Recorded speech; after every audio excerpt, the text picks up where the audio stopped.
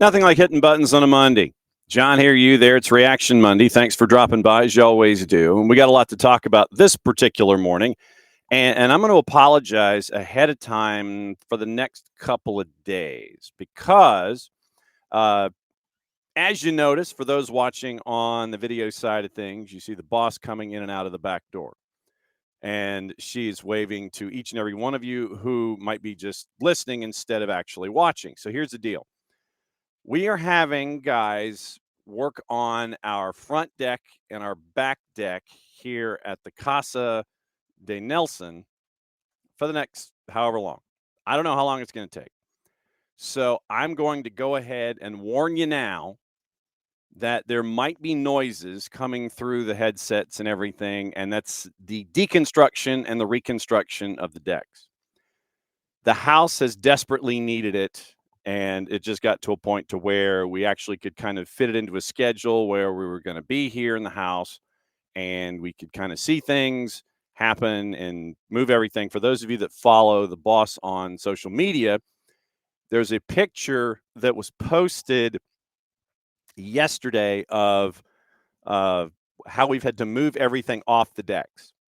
Literally, we've had to take all the plants, all the seats, all the sofas, all the everything off of the decks so they could be torn down. Everything from the front deck is now in the kitchen. Everything from the back deck is now in the living room. And so we had to take chairs. Well, first off, if anybody wants a really nasty grill that is in need of either repair or replacement, it's on our front, it's on the curb. If you don't want that, that's perfectly fine. It probably needs to be just thrown away and recycled or what have you. But we had to move the grill from the back deck to the curb so it can be picked up by the garbage folks. And then we had to take the two chairs and the rocker. It's a two-person rocker. And instead of taking every single chair down the back stairs, down the stairs into the garage, out the back, out this door, and then out to the back porch, we decided to decided to put string on the chairs themselves and send them over the back deck, over the railing, and just kind of lower them onto the backyard. Did that for two chairs, got rope burn yesterday, and then when we tried to take the two-seat rocker and put it over the edge, it got to a point to where the tow rope got wrapped around my arm at just the right distance, so you could you could finally see that the tow rope finally the indentation on the tow rope is finally off of my right arm. But the two-seat rocker did end up going over the back deck. So everything is off of the back deck, everything is off of the front deck. The guys doing the work, they have to come in through the front door so they can access both. So if you hear over the next couple of days, if you hear what's going on through the headset, I just wanted to let you know that that's what's going on. So it is deconstruction and reconstruction here at the Casa de Nelson for God knows how long, and we'll figure out what's going on. And yeah, Abby, I know I was wondering if they were going to actually make it because of the weather being what it is. Abby's obviously concerned. It's cold for the crew, and by that she means the folks that are working on the decks, not Columbus, even though it is cold for Columbus because they're out of the playoffs. And we'll get into that this morning too. But yeah, I was wondering if, since it's in the 30s, if they were even going to be here just because of the weather. But no, they showed up. Then when they said they were showing up. And so, like you said, you hear drilling, you hear vibrations, you hear stuff through the headset the next couple of days or next couple of weeks. I don't know how long they're going to be here. That's what's going on. I just wanted to warn you. And if you see the boss coming through the back door, it's because the rowdy man needed to go outside, and then he comes back inside because we can't use the front door because the crew is deconstructing the front deck, and they're using the front stairs. So that's where we are. All right, now here's the rundown for this morning. We got to talk about the news that broke yesterday, and we've kind of reached out to some folks, and maybe we will have them drop by over the next couple of days to discuss. Ashley Pettit at The Athletic broke yesterday that you are going to be seeing an NWSL expansion franchise here in the city of Atlanta. They're going to be Team 17. And we'll get into that this morning. So here's the rundown for the morning. We've got to get into the NWSL story. We've got to discuss what happened in MLS Cup playoffs. Then we've got to find out what is going on with the U-17s. Slated for the bottom of the hour, it is our catch-up with Cooper Sanchez.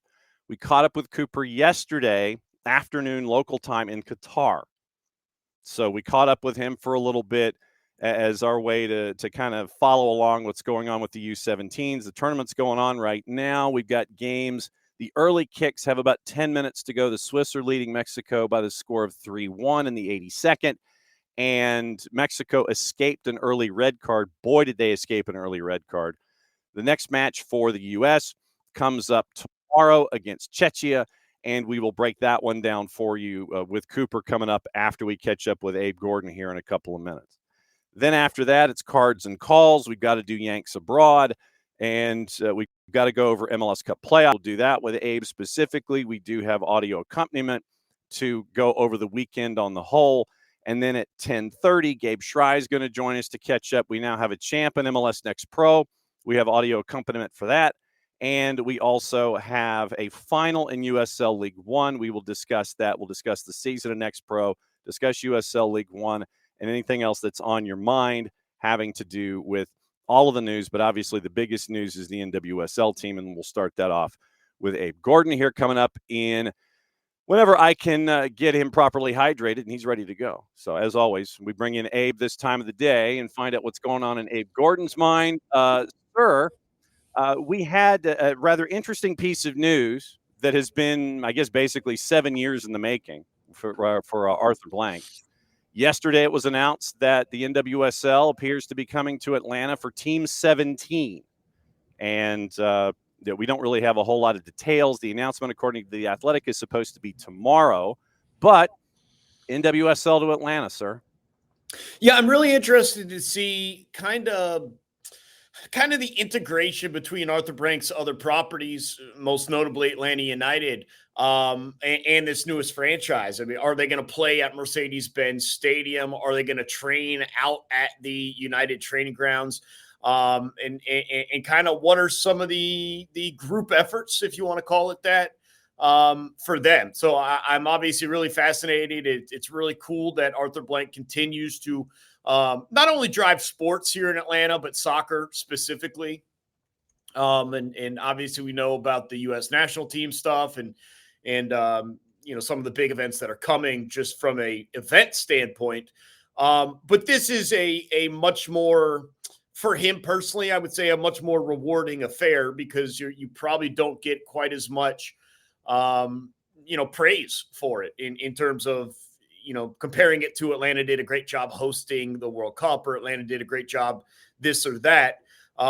This is a very clear passion for Arthur Blank has been soccer and the implementation of soccer here in the city.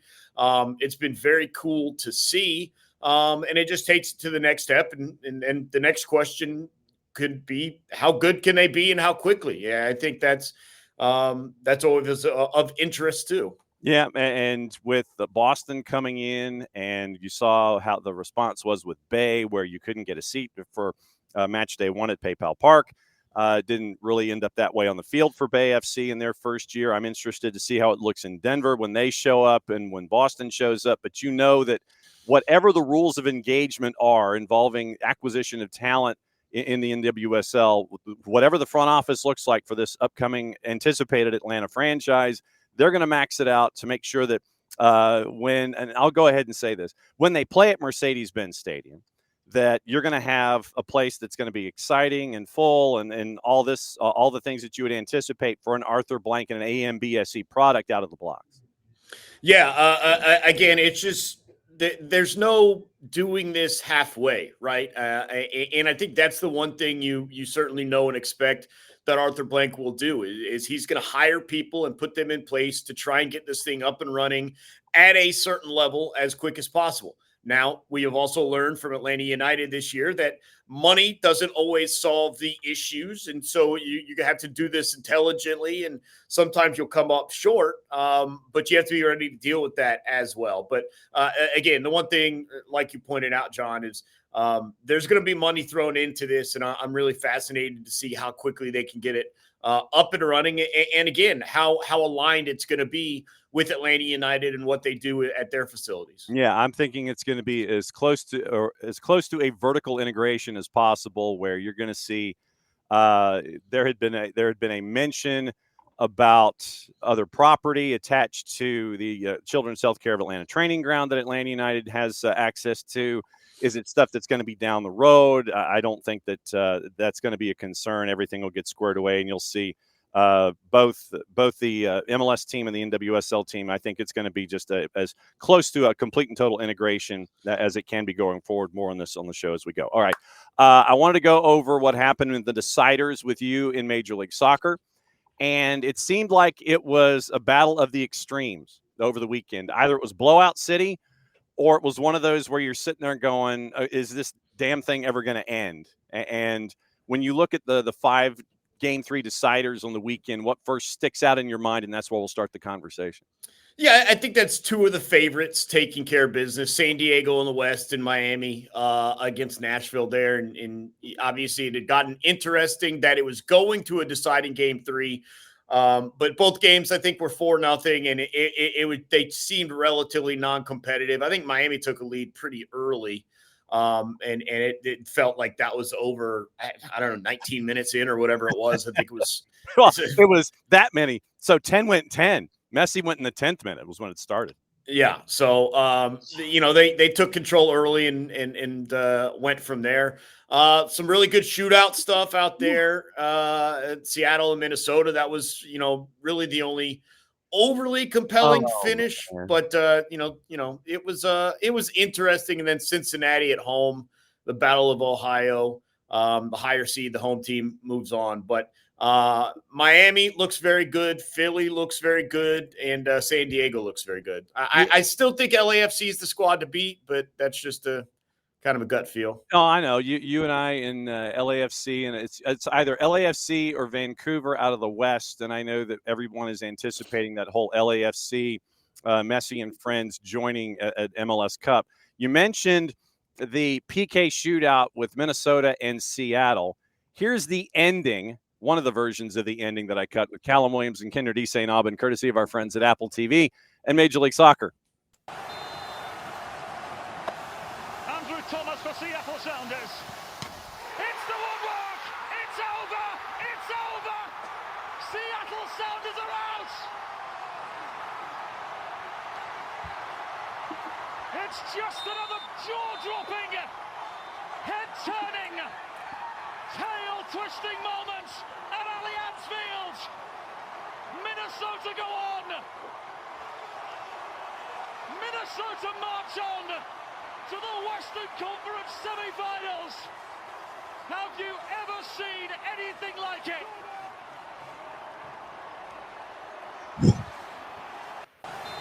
10 frames. Hang on. There we go. 10 frames. Once again, Callum and Kendra on Apple TV. It goes 10 frames, keeper v. keeper to finish. And to just play that one highlight, we probably could go 6 or 7 minutes of highlights in this particular match, because Seattle comes out of the blocks and they're running roughshod over Minnesota, and it doesn't even look close. And then you have, how do we phrase this? We have just a moment of stupid from Joseph Rosales, where he headbutts an opponent. Literally, he takes the head. He takes his own head, not anybody else's, but he takes his own head and squarely hits an opponent in the sternum right in front of the ref and the AR. So you get 2 goals in the first 8 minutes. Then Pereira scores to make it 2-1. Rosales gets the red card in the 41st minute. So Minnesota, for the final 50 minutes, is playing a man down. They go to the break 2-1. They get to catch their breath. And I'm sure that Eric Ramsey gave Joseph Gonzalez an earful in the locker room at the half. Then you get Diaz to score in the 62nd to tie it at 2. Marcanic scores, and I don't know how Marcanic was as wide open as he was at the back post.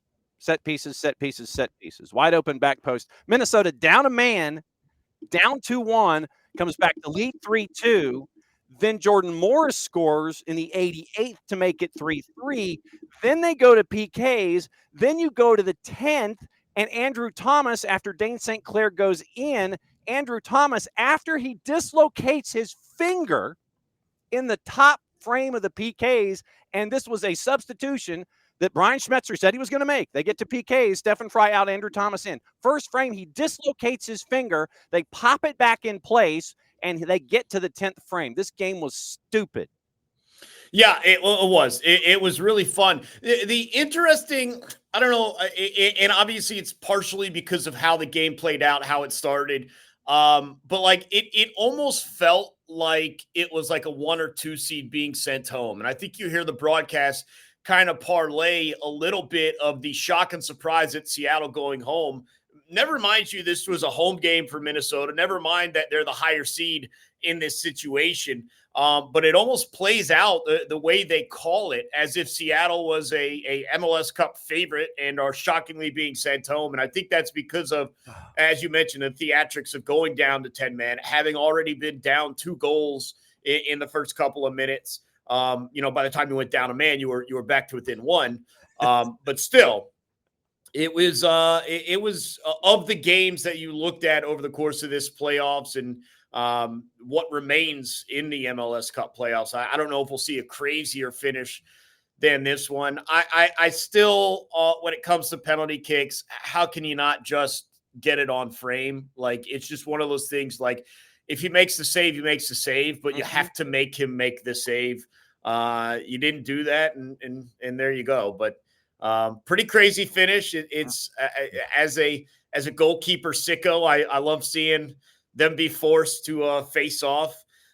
It's almost better when they have to face off, like, just because you're that late into it. Like, it's kind of a bummer when a keeper's like just your regular 4th taker and he's good. It's much better when they aren't prepared really to have to take them, and it always comes down to it. If the guy's just good, Rogerio Ceni and all that, that's not as cool. It's not as fun. Yeah, Alyssa Nair coming up in the 4th or 5th frame. She's just like, nah, I'm taking care of this and we're done. Yeah. 10th frame, 7-6, and Andrew Thomas hit the crossbar flush. I mean, he squared it away. He hit it pure, but he hit the crossbar flush, and Seattle wanders away, and they're done. And Minnesota and their ball has cooties lifestyle continues in the semifinals. And obviously next week when we get closer to the semis, we'll analyze it a little bit more. But Seattle and Minnesota, that one was one of the craziest ones of the weekend, regardless of what part of the planet we're talking about. You mentioned Messi and friends. That one was over, and it did not look good at all for Nashville, just kind of ending the season on a bit of a whimper. Then you end up with, you mentioned San Diego and Portland. Hell is Real goes to Cincinnati. They brought Brenner back for a reason, and that reason was goals in the 86th minute. And so that's the end of a career for Darlington Nagbe as the 2 beats the 7 in the East, 2-1. Yeah, and that's probably a bigger story for me than anything else is Nagbe and the career he's had, obviously here in Atlanta, but elsewhere. Tough to go out in what that game was there to be had. Mm-hmm. It's tough to sit here and think anyone's getting in the way of Miami. And remember, they were playing without one of their super friends in this one. Yeah, they were. Still found a way. He'll be back in for after this international break. And now the thing is, everyone's just, if your team is advanced, you're just praying your guys that have gone over. And I know Messi's already in Europe getting ready. You're just desperate for these guys either to not see the field at all, or just to avoid some sort of injury, because it obviously is just the toughest time of year for guys to be globetrotting and putting their bodies at risk when you've got a trophy on the line in the next couple of weeks. But international break, so we don't return to MLS action for what, 2 weeks, 10 days? Yeah, like next weekend, yeah. And so just if your guys are gone, just hope they get back healthy and no muscle injuries, none of that nonsense. Yeah, make sure that you bring your foam rollers with you and you have them on the plane and all that kind of stuff. The fourth one, since we've mentioned the fifth one since we mentioned the other four, NYC goes to Charlotte, takes care of business.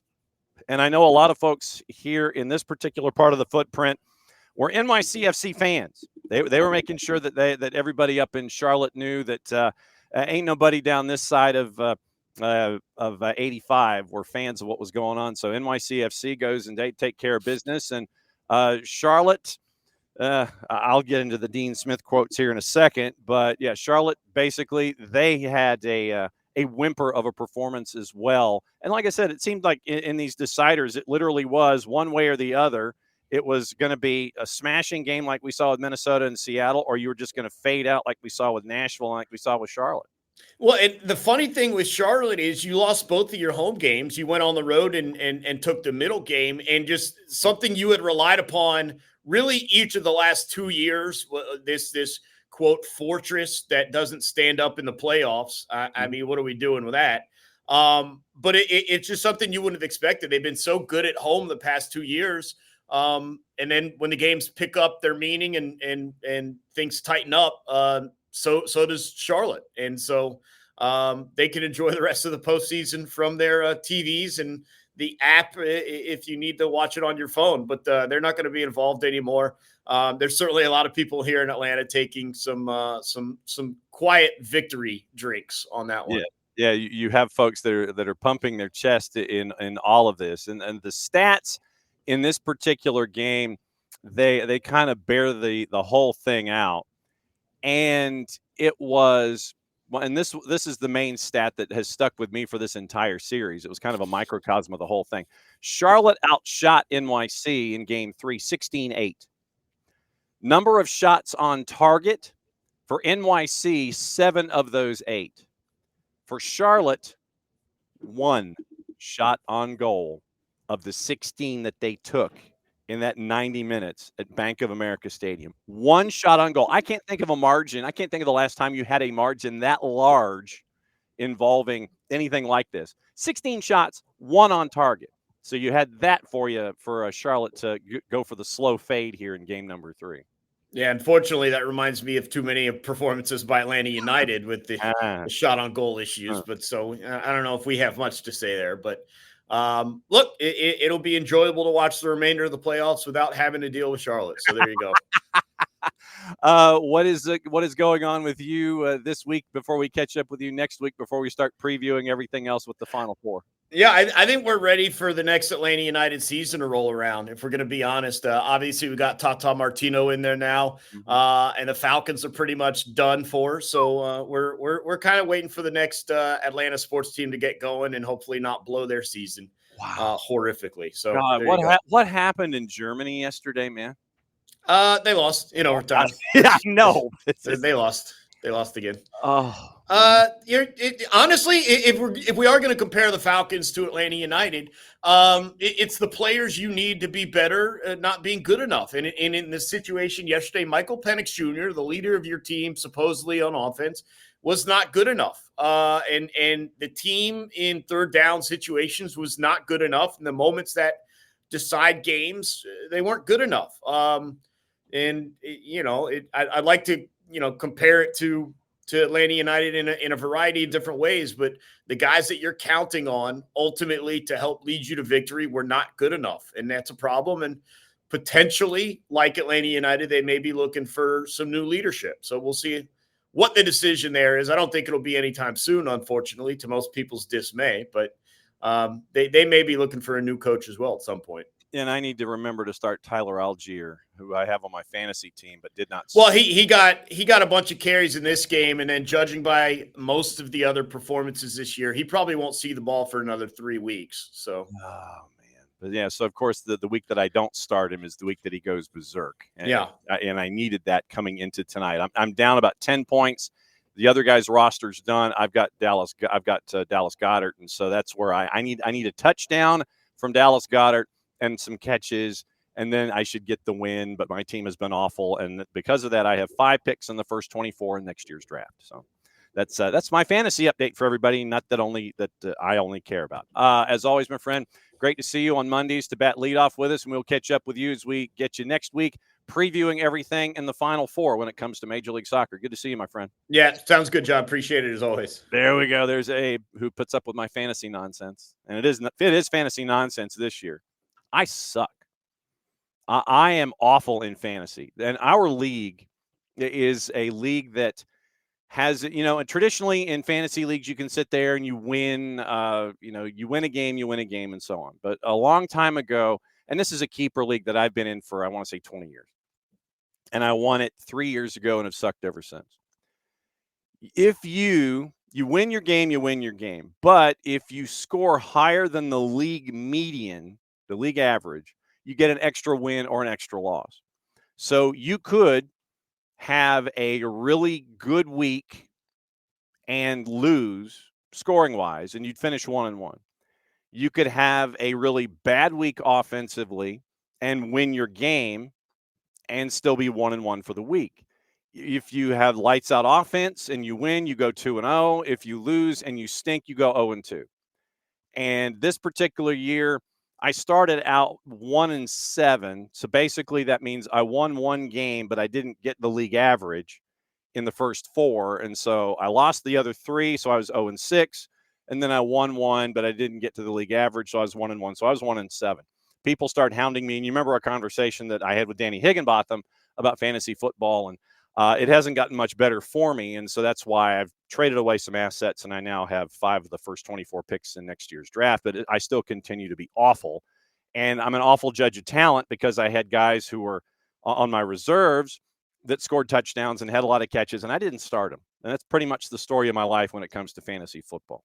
That's enough about me and fantasy football. Let's turn the page and go to Qatar and find out what's on the mind of Cooper Sanchez.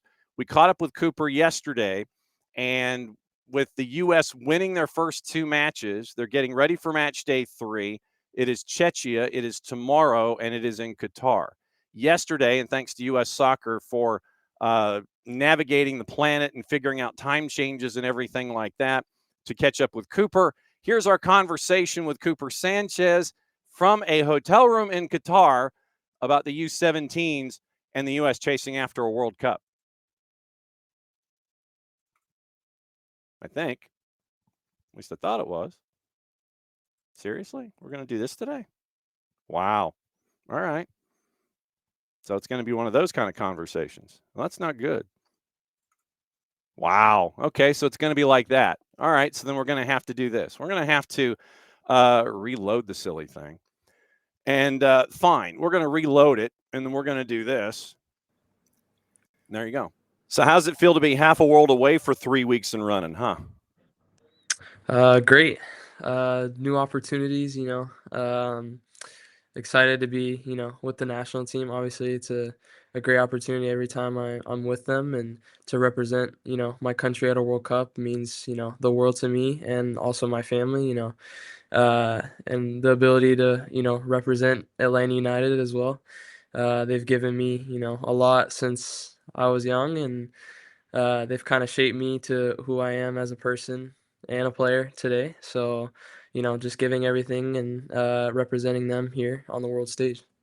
You've been over there for a couple of weeks, but 2 matches have already gone in the books in the group stage. When you look at those first 2 matches, obviously you got subbed out late in the first one, didn't participate in the second one. When you look at these first 2 matches in group stage, what sticks with you so far?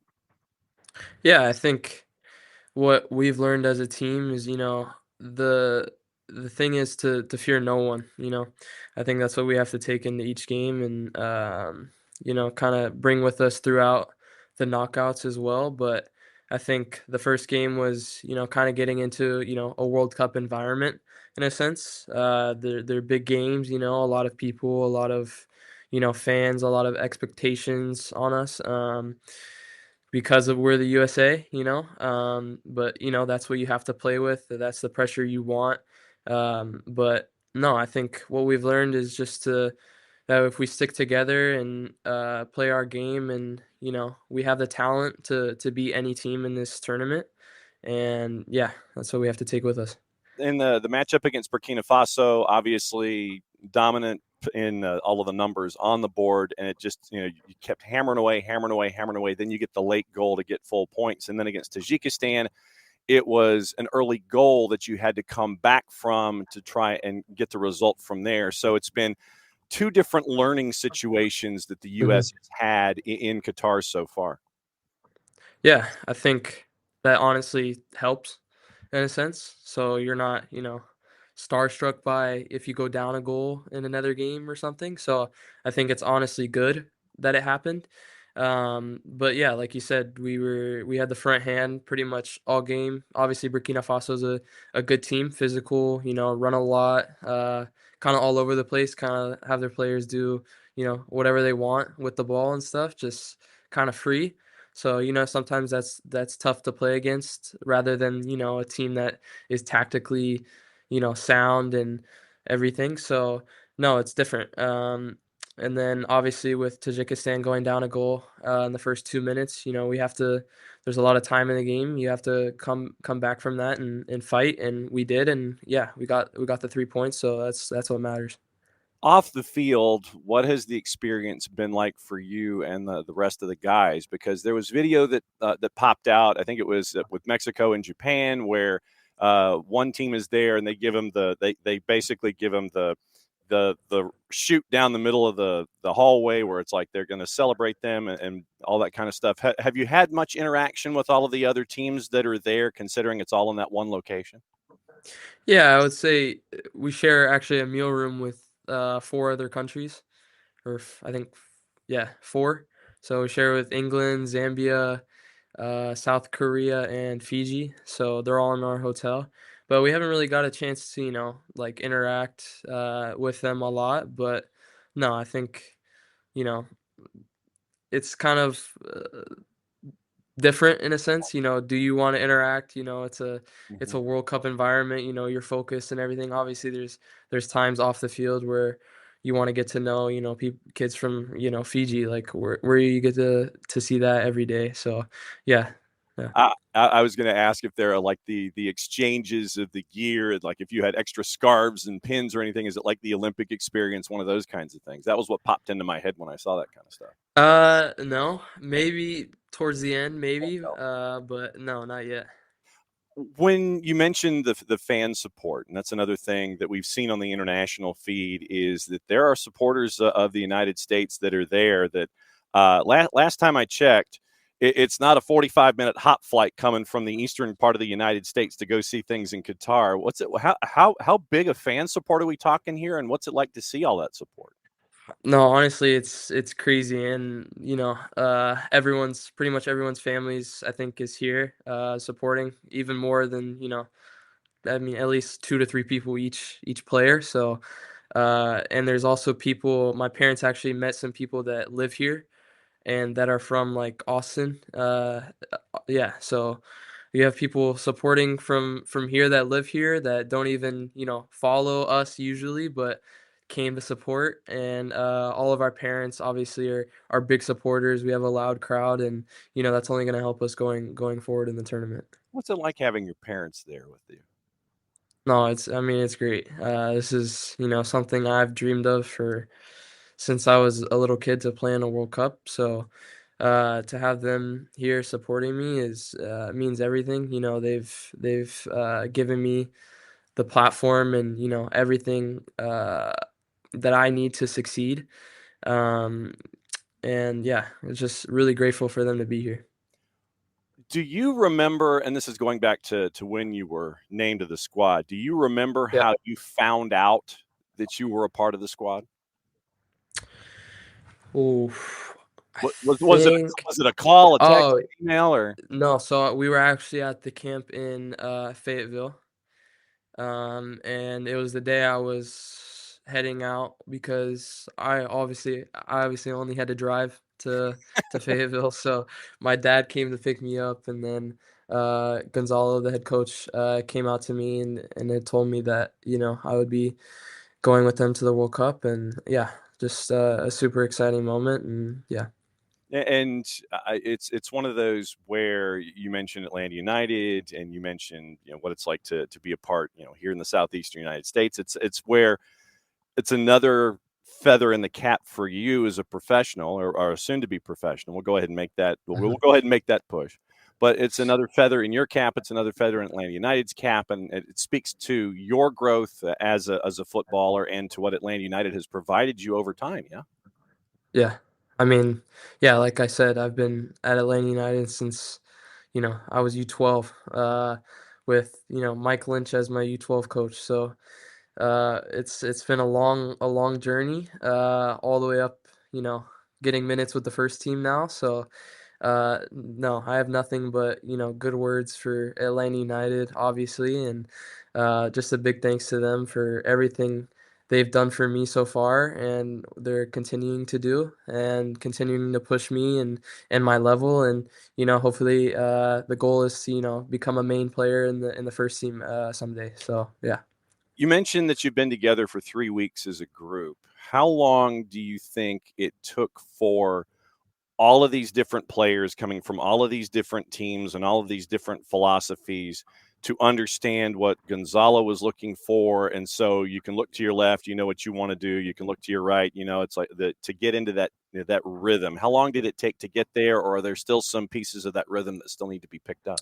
Yeah, I think obviously all the camps that we've had, the past 2 years, honestly, leading up to the World Cup has been working, on that cohesion and all that stuff, because it is difficult to have players from different cultures and different environments and different play styles and all of that, to come together and play under one. But I think we all have one goal in common, is to win a World Cup, and that's what makes it easy to come together and, play together and all of that. But obviously there's still moving parts to it. There's still, getting used to each other in World Cup environment. There's different needs for different players, understanding just each other more, and that comes as the tournament goes on. But yeah, obviously it's getting better. So you have a couple of days. Well, actually, you probably had the most amount of days getting ready for Burkina Faso. Then you've got to cram for the test with Tajikistan. Now you've got to cram for the test with Czechia coming up on Tuesday. Any early thoughts? Any early study hall? Any early intel on what Czechia is bringing to the table? Nothing yet, honestly. Okay. We're still kind of getting over the game from obviously last night. But we'll definitely look into that over the next couple days. But I mean, the goal's the same, is to get 3 points no matter what. So Looking forward to it. Fantastic to see you. It's been great to see you out on the pitch so far, repping the U.S., and obviously we'll be keeping an eye on things. We know you're getting into the knockout, 6 points out of 2 matches so far, matchup with Czechia on Tuesday. Coop, it's great to see you. Thanks for dropping by. I'll be keeping an eye on it. We'll catch up soon. okay, sounds good. Thank you. Cooper Sanchez, everybody. And that 10 was solid minutes with Cooper Sanchez. And that was Cooper Sanchez hanging out with us and breaking everything down so far from what's going on in Qatar. And that was a good get. And once again, seriously, it's a Monday. I don't know. It's a Monday. It's one of those things. Hang on just a second, man. So how's it feel to be half a world away for 3 weeks and running? All right. So Great.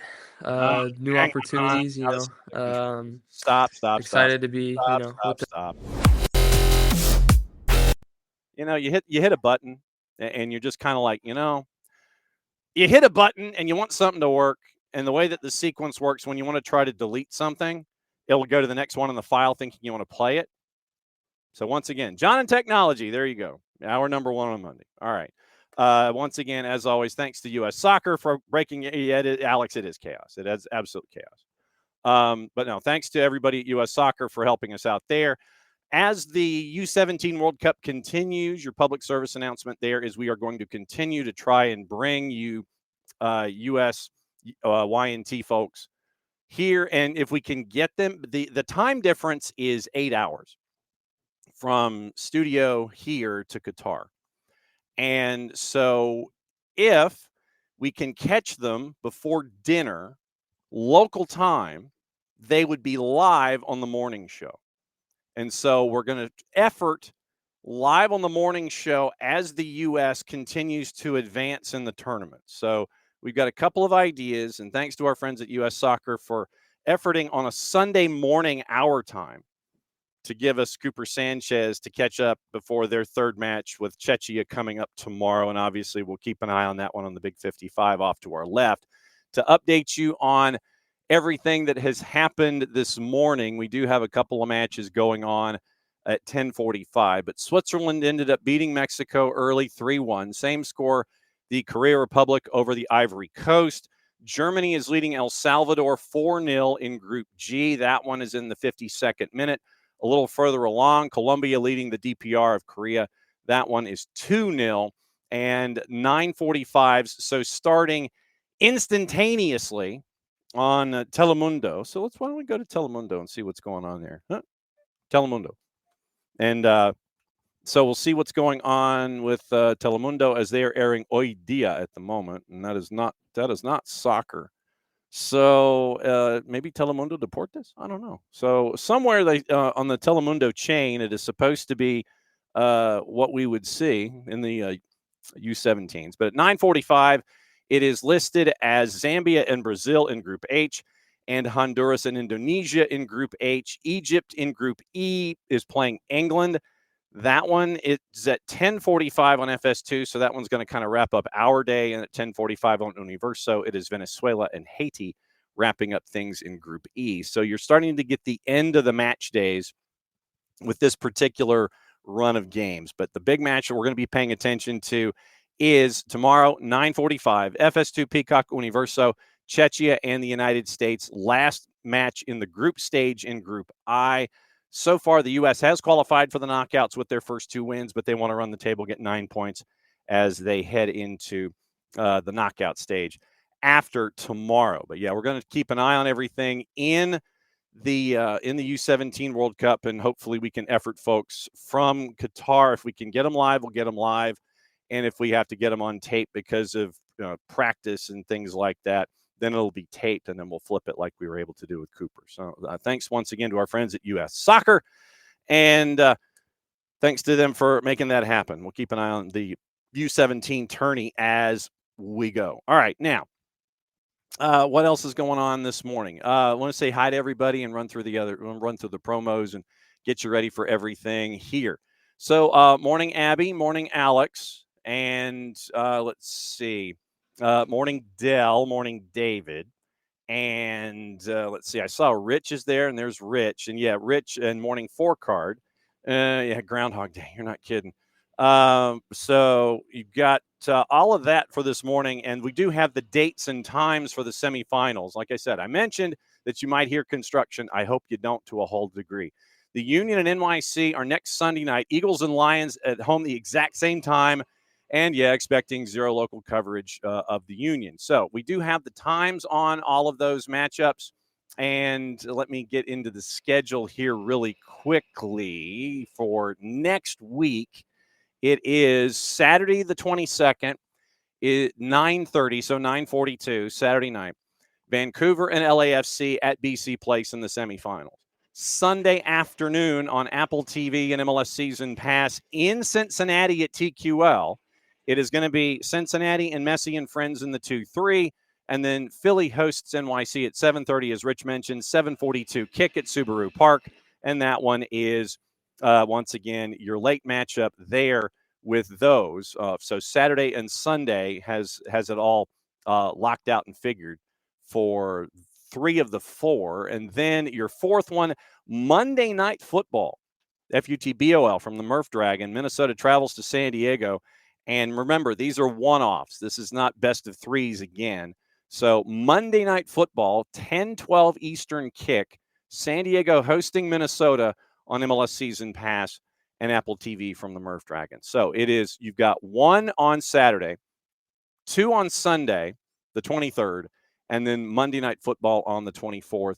as we go. So that's where we are right now with everything and the survivors as they have been discussed here in the first hour of the show. So, looking at the MLS playoffs, we mentioned the winners and such, but that one statistic with NYC really did stick out with me, where it was 3-1, and Charlotte only had 16 shots, 1 on target the entire time. And I wanted to grab quotes from Dean Smith after the match, and let me see if I can get into. So Ashley Westwood, going back into. So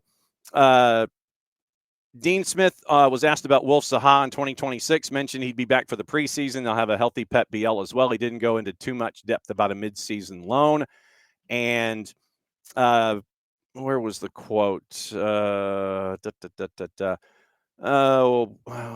Mentions Adelson Miranda.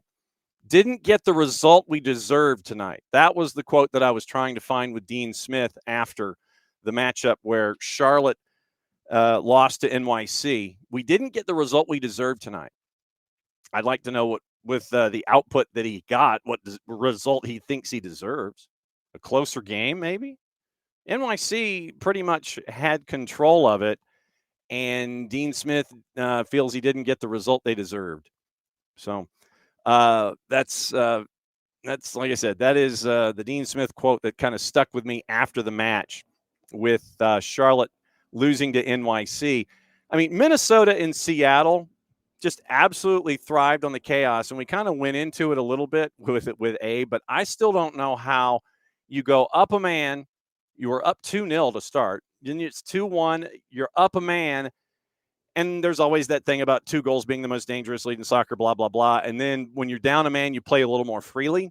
I don't know. But you end up with all of that with Rosales. I don't know why Rosales felt compelled to do that. And Kendra D. St. Alban used the word silly. She's absolutely correct. It was a silly play. And you go down to 10 men. You put your team in a vice at that point, an absolute issue. But Seattle, and we'll talk to Nico Moreno about it later in the week, how you're up 2-1 and you give up 2 goals. And like I said, I don't know how Marcanic was at the back post that alone. He waited until the last possible minute, and he views himself. I think Andrew Wiebe mentioned on the broadcast how he views himself kind of as like a fullback or like a running back in American football, where you hit the hole and you wait till the last minute, and then you hit the hole and you get the yardage. Marcanic did that. And it ended up at 3-2, 3-3, and then the PKs. And I want to go into the PKs really quickly because it was 10 frames. And 4Card, you're absolutely right. 1 goal, 3 matches, lost both home and regulation. Absolutely true. So here was the rundown of the PKs in Minnesota and Seattle. I would play the whole freaking thing, but it would take entirely too long to absolutely play the entire thing. So you end up with, do I want the feed? Is that what I want? Do I want the feed? No, I don't want the feed. I need the play-by-play is what I need. Where's the run? Where's the rundown? Okay, so we start. So Pereira misses off the top. So Pereira missed off the top. Rusnak scores to make it 1-0. Minnesota scores to tie it at 1. Jordan Morris hit the crossbar. And so now you're back to even. Owen Jean scores. Jackson Reagan had a really nice penalty to get past St. Clair. Then Morris Duggan scored. Ryan Kent scores. Michael Boxall scores. Paul Rothrock scores. Carlos Harvey scores. Georgie Manungu scores. Then Marcanic is saved from Andrew Thomas. And you're thinking, okay, advantage Seattle. Obed Vargas hit the post. Hassani Dotson is saved. Hassani Dotson didn't look like he was all that confident in wanting to be there. Then you have Di Rosario saved. So you had 4 saves in a row. You had, 3 out of 4. So Marcanic is saved by Thomas. Vargas hit the post. Dotson is saved by Thomas. Di Rosario is saved by St. Clair. You had 3 out of 4 in a row saved late. Then it was Lungwane scoring. Alex Roldan scores. St. Clair scores. Andrew Thomas and hit the crossbar. And Andrew Thomas, he was just going to blast it right past St. Clair. And we talk about the game being in margins. Andrew Thomas hit the crossbar flush. And I give Andrew Thomas credit on a couple of different levels. One, where he dislocates his finger. He dislocated his finger, had it pop back in place and taped in place, and he ends up coming back to finish the shootout. And then when he hit the crossbar and it was over and he's, being, consoled by his teammates, he's literally going to his teammates and going, my fault, my fault, my fault.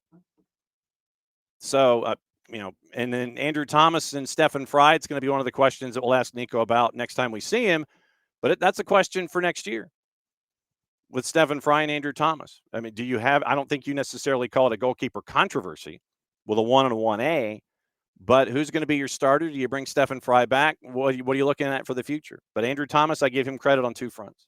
I give him credit on two fronts for what happened with that PK shootout and with what happened at the end of the PK shootout. But 3 of 4 saved in one stretch.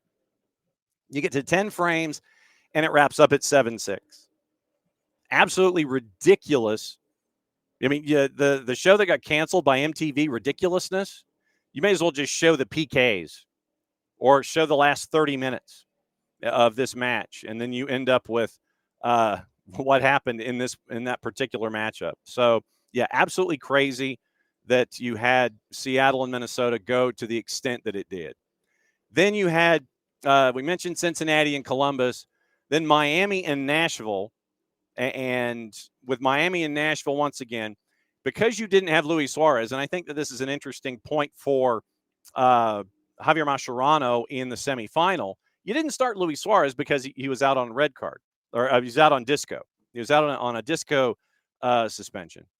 And I do have an update on that after we talk about the match in and of itself. I do have an update on disco coming from behind and suspending Luis Suarez. There actually is a rule on the books. We'll get into that in a bit. So your lineup without Messi, without Luis Suarez, here's your lineup. Rocco Rios Novo in net. Jordi Alba, Noah Allen, Maxi Falcone, and Frey. Baltazar Rodriguez, Busquets, DePaul, Allende, Silvetti, and Messi. So Silvetti was up top with Messi in whatever you want to call it. You want to call it a 4-4-2, fine. But you know that Jordi Alba is going to bomb forward, and they're going to rotate a bit, and you'll have 3 at the back, and Baltazar Rodriguez, drifts back a little bit. Busquets may drift back a little bit. Allende, with assistance there. That's how it looked for Inter Miami going up against Nashville. We had Lucas Panzica on looking at that lineup. Joe Willis, Bauer, Mayer, Zimmerman, and Nahar at the back. Matthew Corcoran again getting the start, the 19-year-old. Eddie Tagset and Yazbek, your other 2 midfielders in the listing. And then your attack, Suraj Mukhtar and Alex Muil. I'm still trying to figure out the foul that Sam Suraj was called for to end a sentence in a preposition on Maxi Falcone. I've zaprudered the thing. And if you watch the match, you'll see the replay, and BJ Callahan looks at the replay, comes back, and he comes back out, and he just goes, wow. You look at him, and he's just trying to figure out, you got to be kidding me with that call. And I've zaprudered it, and if there was any contact that Suraj had with Maxi Falcone, it was minimal at best. And Maxi Falcone, if you're Suraj and you step on the edge of Maxi Falcone's boot the way that you do, and then Falcone kind of jumps in the air, I can't tell how much of Suraj's boot ends up on Falcone, and you get the foul called on Suraj because it's hard to tell. But if it was, Suraj jumping on Falcone's boot, it was the slightest of slight. And then Falcone jumps for accentuation, and you get the foul on Suraj. And BJ Callahan goes, come on, So slight at best, and that's because I slowed the thing down, but then, the accentuation, and you're looking for reactions and those kinds of things. So looking at the stats off of those lineups, you end up with Messi with 2, Allende, the benefactor of 2 in 3 minutes. As Nashville's trying to chase the game, it ends up at 4-0. 10 shots for Miami, 5 of them on target, 4 of them in the back of the net. For Nashville, 12 shots, 4 on target, 4 block shots, 3 for Messi and friends. And let's see, 6 corners all to Nashville. If you're well ahead, it doesn't really matter. 7 crosses, 4 to Messi and friends, 3 offsides, 2 to Nashville. 4 saves for Rocco Rios Novo, 1 for Joe Willis. 37 fouls called in the match, 21 for Nashville, 16 for Messi and friends. And you end up with 4-0 at the time of the final whistle. Total team XG was only 1.5 to 0.7, 22 shots total, 12 to Nashville and 10 to Messi and friends. But once again, it's what you do with it when you got it. Brace for Messi in the first half, brace for Allende in the second half, 4-0, and that's it for Nashville. And so next week, what we will try to do is we'll try and catch up with some of our friends here on the network and have them kind of give their postmortems for their teams. Will Pelagic in Charlotte, Lucas Panzica in Nashville, Chris Doran in Columbus, and have them give their eagle eye looking forward with what they saw in their series to get you ready for the semifinal. And we'll try and catch up with Dave Leno as well and get his 411 on what's going on with Philadelphia, and find out what's going on from the Union perspective as they get ready in the Eastern Conference semifinals. So that's the rundown and the thought there with Miami and Nashville. And then you go into the match last night, and like we were talking about with Abe, it was one of those where this weekend it was the battle of the extremes. It really was. And it was either a blowout or one that was going to keep you on the edge of your seat. I don't think NYC and Charlotte was all that particularly close. Minnesota and Seattle we talked about. Cincinnati gets a goal in the 86th minute. They win 2-1. We'll catch up with Laurel Phaler next week as well. Miami, Messi and friends, a blowout of the 6. San Diego in the 1-8. No worries taking on Portland. You end up with a goal by Dreyer in the 5th, and it was a difficult one to play. So it was a great ball by Valakari, but well handled by Dreyer to get into the back of the net in the 5th minute. Then Pellegrino gets one in the 17th. That's your score at the break. Then Pellegrino gets his brace in the 53rd. Dreyer gets his brace in the 79th. It's 4-0 at that point. Then Mosqueda gets his red with 10 to go. And it was pretty much that was all she wrote for that one. It looks like he might have actually made it. He might have actually made it in some manner, way, shape, or form. We go to Bart Keeler. Are you in line or are you out of line? I am out of line, John. I'm in my car. Wow. Congratulations. We didn't know where Bart was going to be this morning. We didn't know if he was going to be back at the Casa de Keeler or if he was going to be in the tag office. And so now we have our answers. So mazel tov, sir, on your tag. Thank you. Yeah, new car. So if anyone feels generous, coffee.com/SoccerForUSPod. There you go. It's been an adventure, John. I don't doubt that. So what'd you settle on? It is a 2024 Hyundai Tucson. Okay. I can somewhat relate as someone who has a Subaru Forester. I can somewhat relate of one of those vehicles. I do have a couple of things that I wanted to discuss with you so far. I know that we wanted to get into Yanks Abroad, which kind of gets us into Reffing Down Here involving Tyler Adams. U-17s, we had Cooper Sanchez on in the first half hour, and right now it's 2 for 2 and waiting for Czechia, and it's another showcase for folks like Kevin Sullivan, Maxi Carrizo, and Cooper Sanchez et al. On the world stage. Yeah, I'll say I think probably wished we had a slightly larger margin victory against Tajikistan based on how they performed in their first game. But as always, John, these are games to just see what talent we have available in our pool. And so far, I think the guys you expected to look good have looked decent. Obviously, Kevin Sullivan with a lot of testicular fortitude. Yes, there you go. Yes, in for his penalty kick attempt. But also good to see Cooper Sanchez out there, especially because I think Atlanta United, this is my slight rant, I think Atlanta United does need to really focus on the academy structure it has and the available talent in the Atlanta area, because we've seen a steady stream of guys playing for the youth national teams. And I think focusing on that from an Atlanta United perspective may help resolve some of the roster issues that we continually have year after year after year when we decide to sign center backs who aren't actually very good. Mm-hmm. So we will definitely be keeping an eye on all of that. And like I said, we're going to keep an eye on what's going on in Qatar and hopefully effort more folks from the U.S. national team hotel and place where they have a roof over their head for the remainder of the tournament.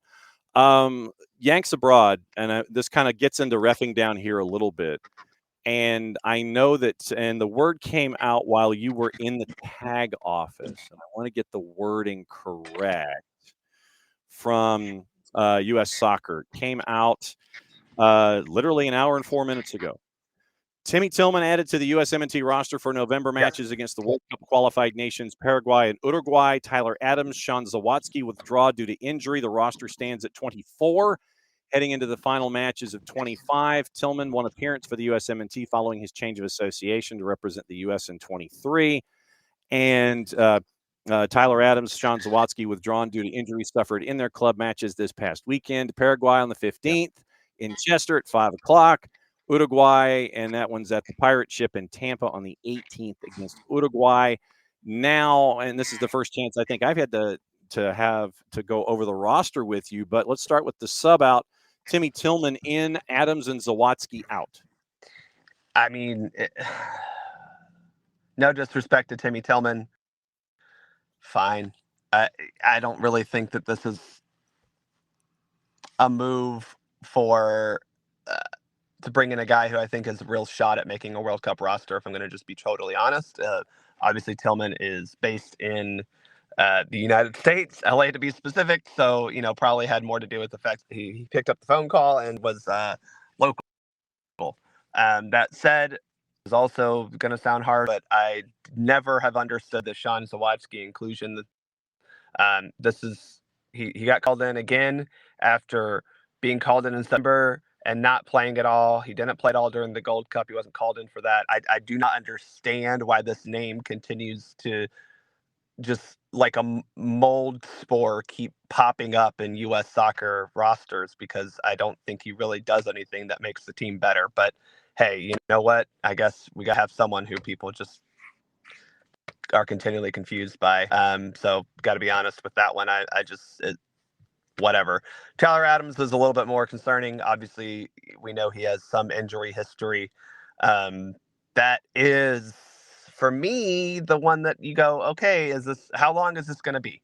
Because as we'll get into the roster, I'm sure there's a couple of other injuries that, John, are very concerning. I mean, he addressed it in his press conference. Mauricio Pochettino did. Jedi Robinson not here for that, prolonged injury recovery, I think, is what we're at now. We hope it's an injury recovery. There are other guys that are picking up knocks and aren't here. Chris Richards, obviously. Christian Pulisic is another one. You are at the point in the club season, though, that you hope that these are just the injuries that you get at the start of the season and before we get to winter break. Hopefully they get them out of their system before March of next year, and so that we can actually have a real full roster. Because, John, if you're going to ask me my one-word takeaway from this roster, it feels experimental, which we were told we were done with.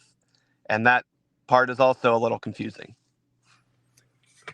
Then we mentioned Adams kind of on purpose, obviously, for the news peg element of it, but it was a nasty collision that he had with Adam Smith in the early minutes of a big loss against Aston Villa.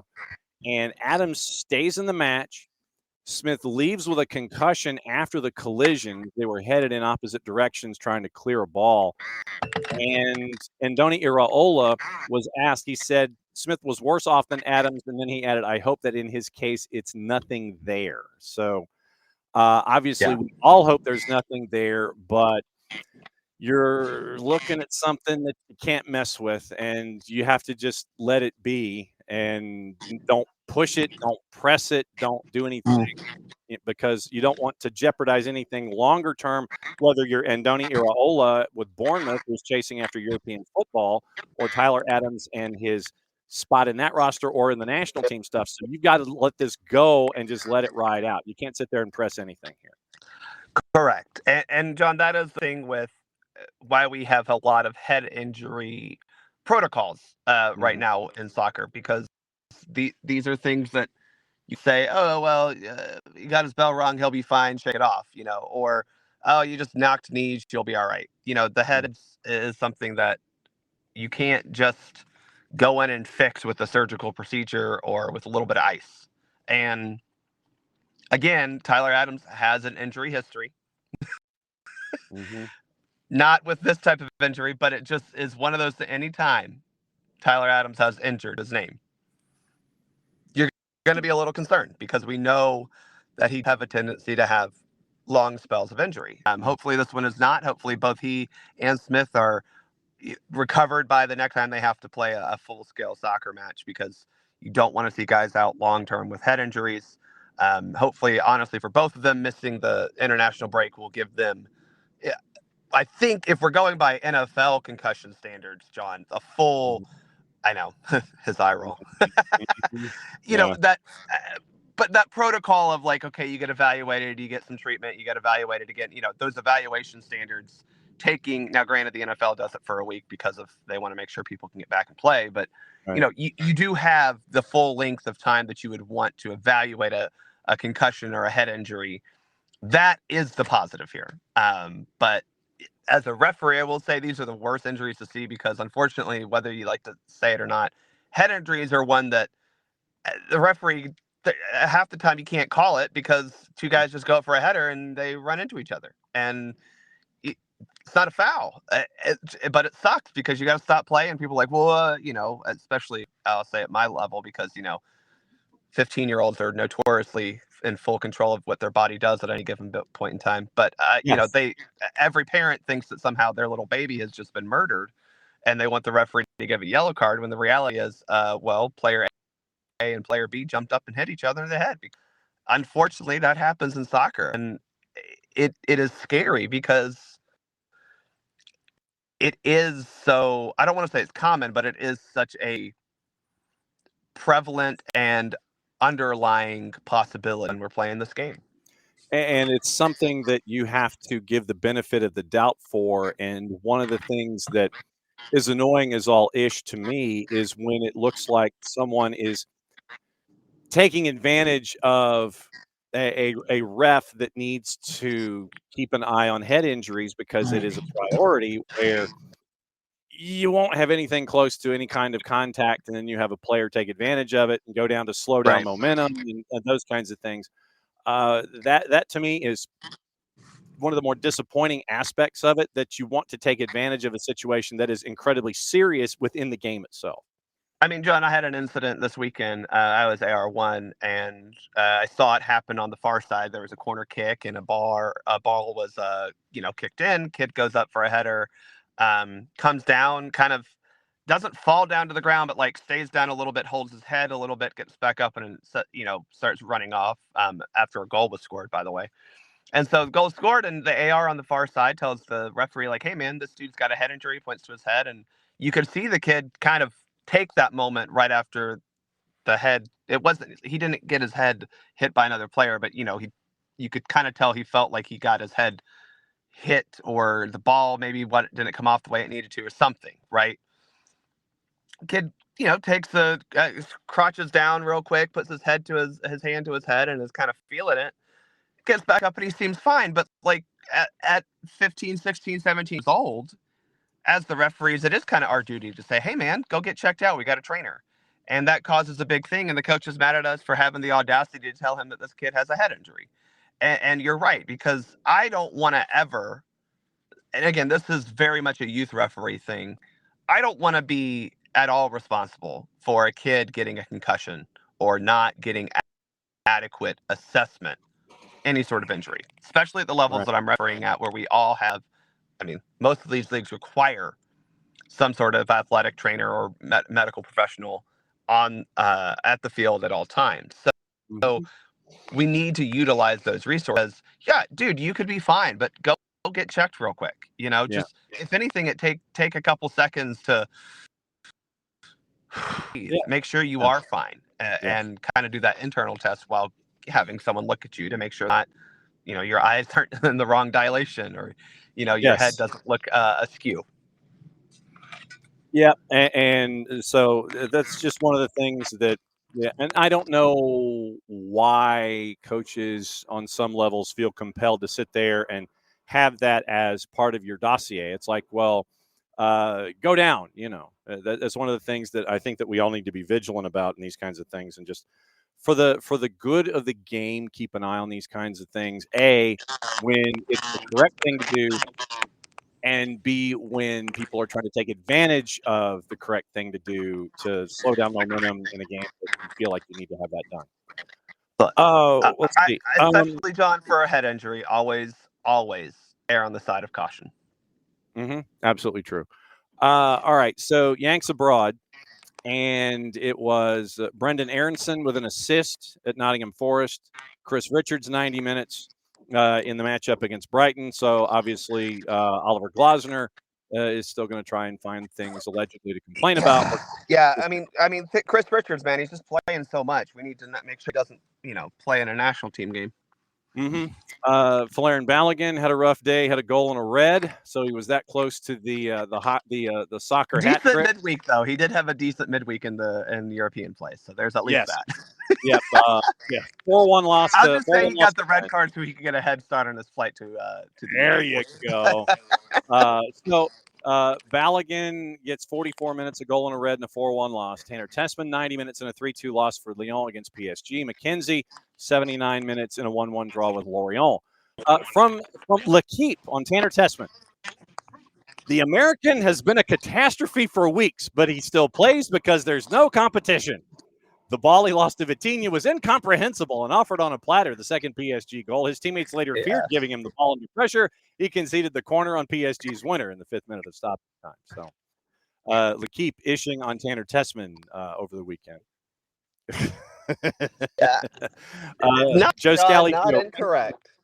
Yeah. Okay, just checking. Scally but and Reina. I will say, I'll say this. It's unfair to judge anyone in the league on anyone's performance against PSG when, I don't think Lyon's salary is $17 gajillion. So, yes, that is the actual number. Yes, that is actually true. I mean, Joe Scally, tell me how much money they have. We don't know. 17. Well, you said 17 gajillion. I think that's about right. Yeah, that sounds right. Yeah. After the 3-1 win over Cologne, Bild praised Joe Scally for how he masterfully, in quotation marks, handled the challenge of Said El Mallah. Reina's cameo, it was noted that he was, quote, once again unable to show his quality. Joe Scally, 90 minutes for Gladbach against Cologne. Leonard Maloney, 90 minutes and a loss at Eintracht Frankfurt for Mainz. James Sands, apparently 4 out of 5, so he got a B for his time with St. Pauli and a loss at Freiburg. Noah Kai Banks got a B for Augsburg in their match at Stuttgart. Christopher Lund, 5 out of 5. 5 out of 6, so he got the B. So Christopher Lund, 66 minutes with Cologne at a loss. Tillman, under 45 in a blowout win against Heidenheim, and Gio Reyna, under 16 minutes in the 3-1 win against Cologne. So there you go. Let me take Joe Scally for a second, because I do think he's the name that, and all these guys that Mauricio Pochettino has tried at right back, Freeman and others, even Tristan Blackman for Lord knows why. Joe Scally just continues to do a really good job of being a pretty average right back in the Bundesliga. And I know that sounds like, oh, he's not very special. No one's saying he's special, but at some point you have to just look at a guy who has, for now 3 years, been a consistent starter on a team in the Bundesliga and has not done anything to lose that starting job on the whole. And when he has slipped up a little bit, has usually recovered and made sure that he does stay in that starting lineup. And I'm glad he's in camp this time around, because it's really frustrating when we're calling in. No offense to Alex Freeman, none at all. I think he's a good prospect. Prospect being the key word there, John. But you cannot compare what he's doing, which is being a really good right back in MLS, to what Joe Scally does week in and week out in the Bundesliga against just factually better competition. So I'm glad he's on this roster. Gio, on the other hand, if we're going to stay in Mönchengladbach, Gio is concerning to me, John. I'll understand that back in 2022, we thought Gio Reyna would be the next biggest thing for the U.S. Obviously, that World Cup did not go according to his plans. They made sure it did not go to his parents' plans, and they made sure everyone knew about it. And I know he's had ups and downs, but I don't think he's recovered mentally. And I think and that's just my read on the situation. He's had injury problems. He's had fitness problems when he's not injured. He's had form problems. And so while you see he has great skill and great potential, availability is an ability, right? Availability is an ability. And the There you dude go. Nicely done. never Yes. find a way to stay on the field. And I'm glad he's in camp, because if you're just looking at talent, he's one of our most talented players, if not the most talented player in the player pool. But I had this discussion with a guy on Twitter, and they're like, well, if he's healthy, you got to call him. Like, I mean, I'm healthy. It doesn't mean just because someone is healthy. Well, I'm not healthy, John. My knees hurt today. But, just because he's healthy doesn't necessarily mean he's fit to play soccer. If you ever listen to the Scuff podcast, Vince, who is a former college football offensive lineman, talks a lot about Gio's sprints and top speed. And jokingly says we're on Gio Reyna's sprint watch. And the reality, Reyna can't go fast. He don't do fast very well. Not exactly a bad thing. I mean, I think he's playing in a position where sprinting is not necessarily necessary, where he is playing on the field for most of the time. But in order to be an effective soccer player, you got to go fast on occasion. Ricky Bobby said it best: "I want to go fast," and sometimes you got to. And I think for Gio, we're just vastly approaching the man what could have been, little John O'Brien-ish, if you will, where you go, man, this dude had all the skills in the world and just never could find a way to actually play soccer long enough to make him worthwhile. Hopefully, I'm wrong. Hopefully, I'm wrong. And this camp, we see him. I think Mauricio Pochettino said it best. This is just for them to get a feel of Gio, to, I guess, introduce each other again, talk to him. But I think even he sees this as, he's probably not going to play much, knowing what his fitness level is. Mm-hmm. Last two countries, Italy and Spain. Milan has a friendly scheduled against Virtus Entel on Friday for Pulisic. And I'm sure Christian Pulisic will play. Yeah. So Pulisic got a 5 in under 20 minutes and a draw at Parma. Weston McKennie was even Steven, according to Gazzetta dello Sport, in the draw against Torino. Kremoski got a cameo against AC Milan for Parma. Johnny hasn't played in 10 weeks for ATLUTD, and Barca did not release Diego Koken for the U20s, but he's off this week to Denmark and Serbia for the U21s. Insert head-scratching moment there. Let me get into the roster for this particular camp. And I know that you have issues and concerns and things. My first question for you is, why in the wide world of sports do we have 4 keepers for 2 matches? We're getting 45 minutes each? I don't get that. I mean, I doubt that. I think it'll be Matt playing all, 180 minutes. I don't really understand, John, personally, because I don't know. I mean, Jurgen Klinsmann, good Lord. Jonathan Klinsmann got called in, last camp. Wow. I know, I'm sorry. Klinsmann gets called into his last camp, doesn't play any at all. Maybe he impressed, but I don't know. I mean, I think this goalkeeper pool is just so mid that it doesn't really matter. personally, I would have preferred Koken over all these guys, but I'm okay with Schulte. I'm okay with Celentano in terms of, I think they're perfectly good MLS goalkeepers. Clint is fine. I don't know. None of these guys move me. They don't move, and I think if you are going to be honest with yourself, goalkeeper is a position of serious doubt for this national team right now. Taking it position by, you've got 9 defenders, a lot of them in double digits when it comes to caps, except for John Tolkien, who is chasing after his 5th.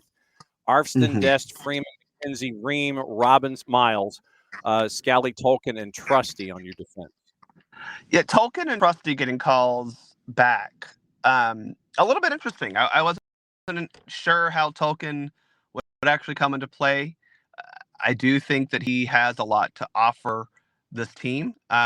It does feel like Max Arfston is Mauricio Pochettino's favorite special boy from MLS, and that's fine. He's been okay for the national team. That's okay. I think we all know that when you ask him to defend, that's never going to happen. He doesn't do that very well, but he is very good when it comes to providing an attacking outlet on that left side. And if we are kind of playing that 3 center back-ish system, then I think Arfston's defensive liabilities aren't as risky. And so, okay, fine. And I think Tolkien kind of fits a little bit in that same mold. He's a better defender, but he's still not like a lockdown defender. He's no Caleb Wiley, but what do I know? Hey, Trusty coming back is good. I think we saw CCV get hurt, and now Trusty's back kind of playing for CCV, so I guess we just swapped him out on our national team roster. So good for him. There you go. Let's see. Midfielders, we mentioned Gio Reyna, Berhalter, Aiden Morris, Christian Roldan, Tanner Tessman, Timmy Tillman. Forwards up top, Brendan Aronson, Balogun, Diego Luna, Pepe, and Haji Wright. What say you? Yeah, so I think the forward line is hard because there's a lot of injuries there with omissions, I'll say. Pulisic and Zendejas not being here does kind of make this forward line look a little less appealing, but interested to see Haji Wright come back in to see how he capitalizes on what he did back in October. That's I think the storyline, if you're looking at it, is he had a really good October. He obviously had a really good game against Australia. How does he continue to build that and earn minutes this camp? I think that's what I'm looking for. I am also very curious to see, because I know Sean Zawadzki was in the original list, so that's why I was, again, kind of not sure why we did it. Tessman and Morris are here. Again, I think they both did well and did poorly last camp. It was a lot of, I think, Jekyll and Hyde moments for both of them. If Adams is not here, if Johnny is not here, right? If you are needing a guy to play defensive midfield, and also no Weston McKennie, which is because he's, impressed, I don't know, whining and dining or ranching and pizzaing a new coach or whatever he has to do to win him over. Ranch on pizza. If you're not having a defensive midfielder like that, and we're going to run Tessman and Morris out again, I'm curious if we see her more consistent in the game. They've had the window to kind of understand that role.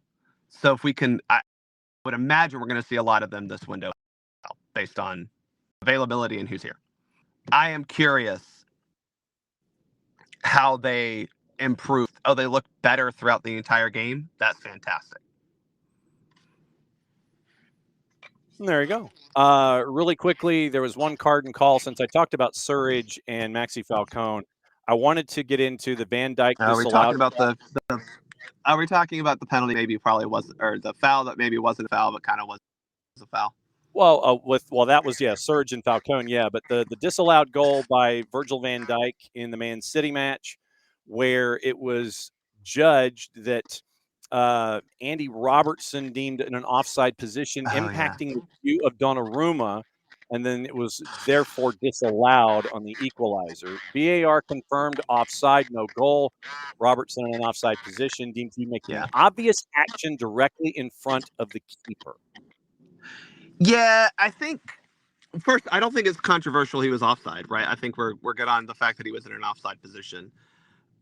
I guess if you're making any movement toward the ball to kind of, especially in the situation where it is close to, I mean, I think fairly close to the goal and the goalkeeper, if you're making a movement to either head it or kick it or thigh it or any of those types of movement toward the ball to try to redirect it, you're going to put yourself in a position where you're possibly interfering with the goalkeeper. Because if you're the last guy there and you're right in front of the goalkeeper, and right in front meaning you're in front of the goalkeeper like that,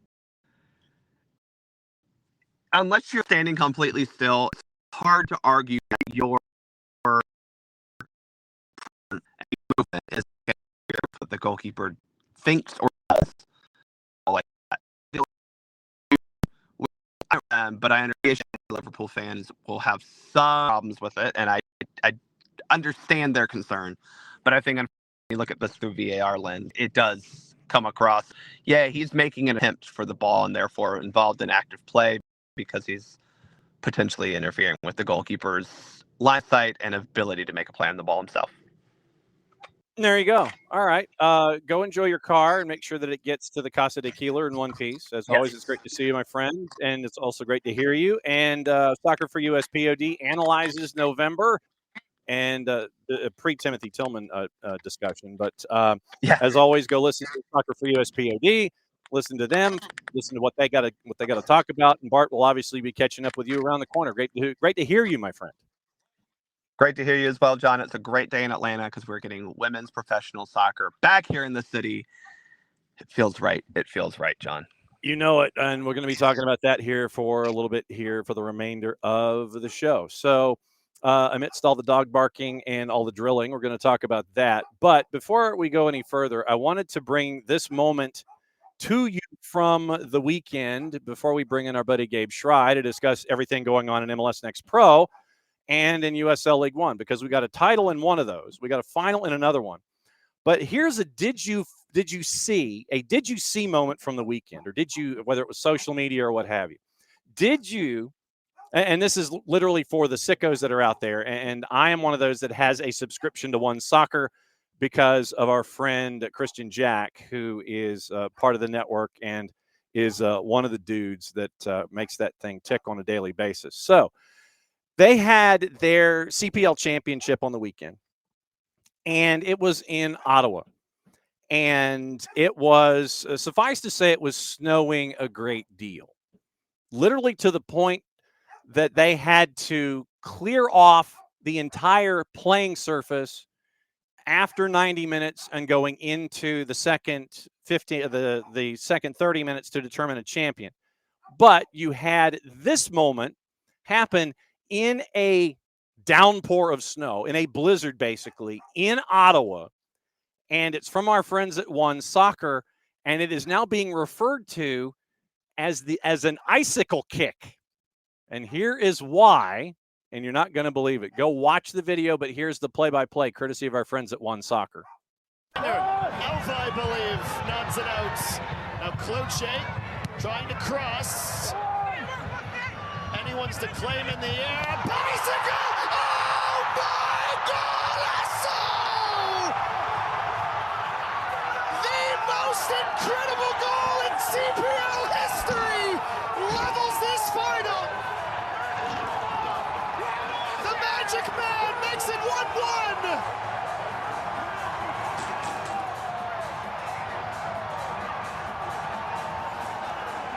Through the snowflakes, David Rodriguez with an incredible finish. Corner kick, balls bouncing around. Cavalry can't clear their lines. We see the initial ball in, and Elba does a good job of getting it out, but the ball's not cleared. And this ball just floats back into a position for Rodriguez, who creeps in and goes overhead kick past Carducci. Incredible finish from David Rodriguez. And we got a tie game.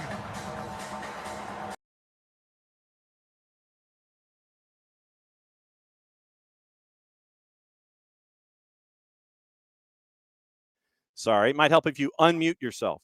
That's what happens when you have the orange ball in a blizzard in Ottawa, and you're playing a championship game. Literally, it was a bicycle kick with an orange ball to equalize, to send it to extra 30. It was insane. So it was out of control completely. So I don't know what I couldn't tell you. But it's one of those moments in the CPL where, yeah, I know, Dr. D, I was muted. I apologize.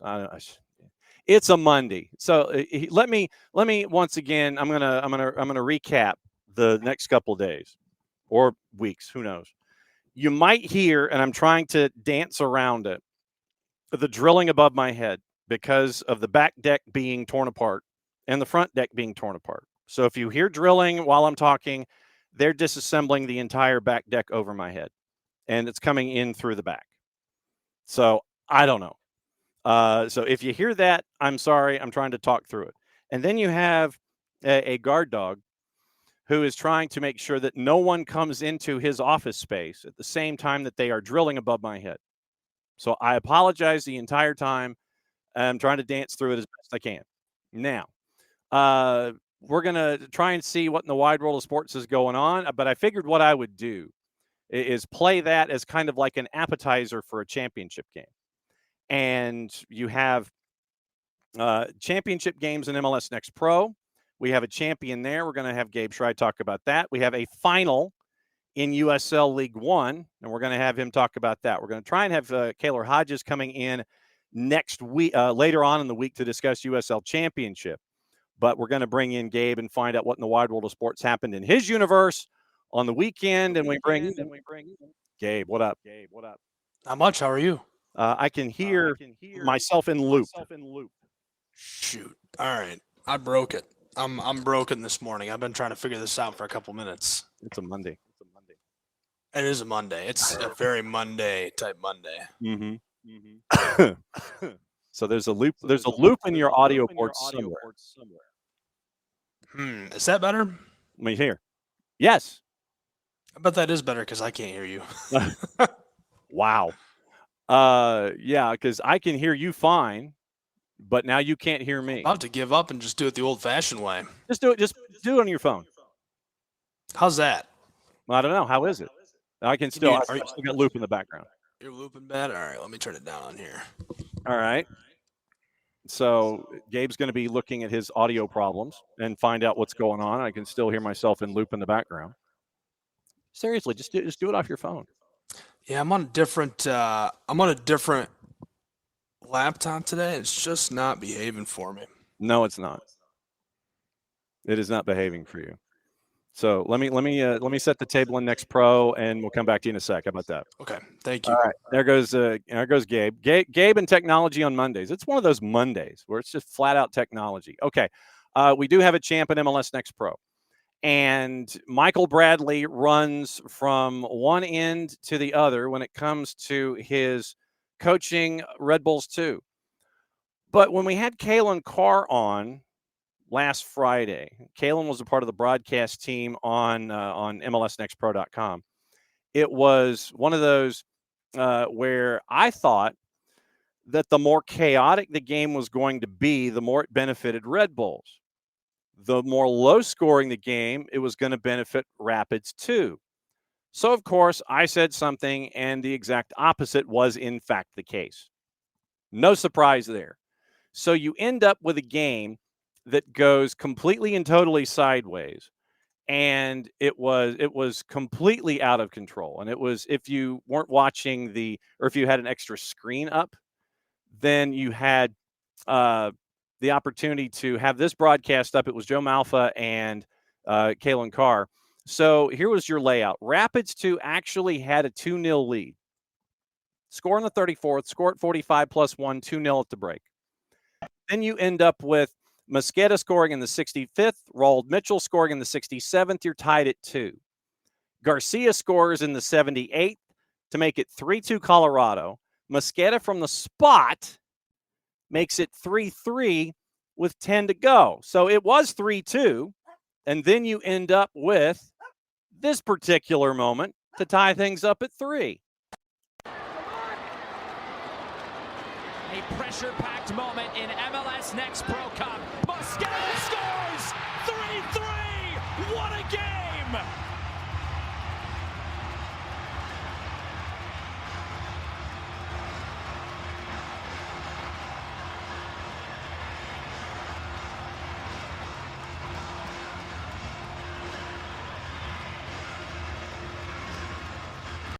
craziness there to make it 3-3. And then, Gabe, let me hear you.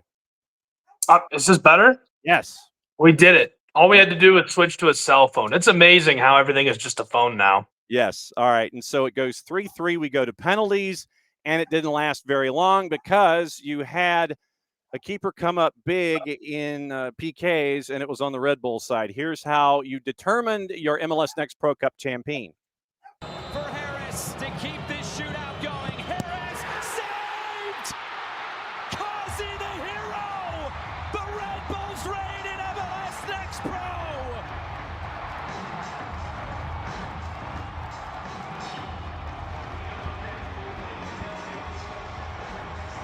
24-year-old, courtesy of our friends at MLSNextPro.com.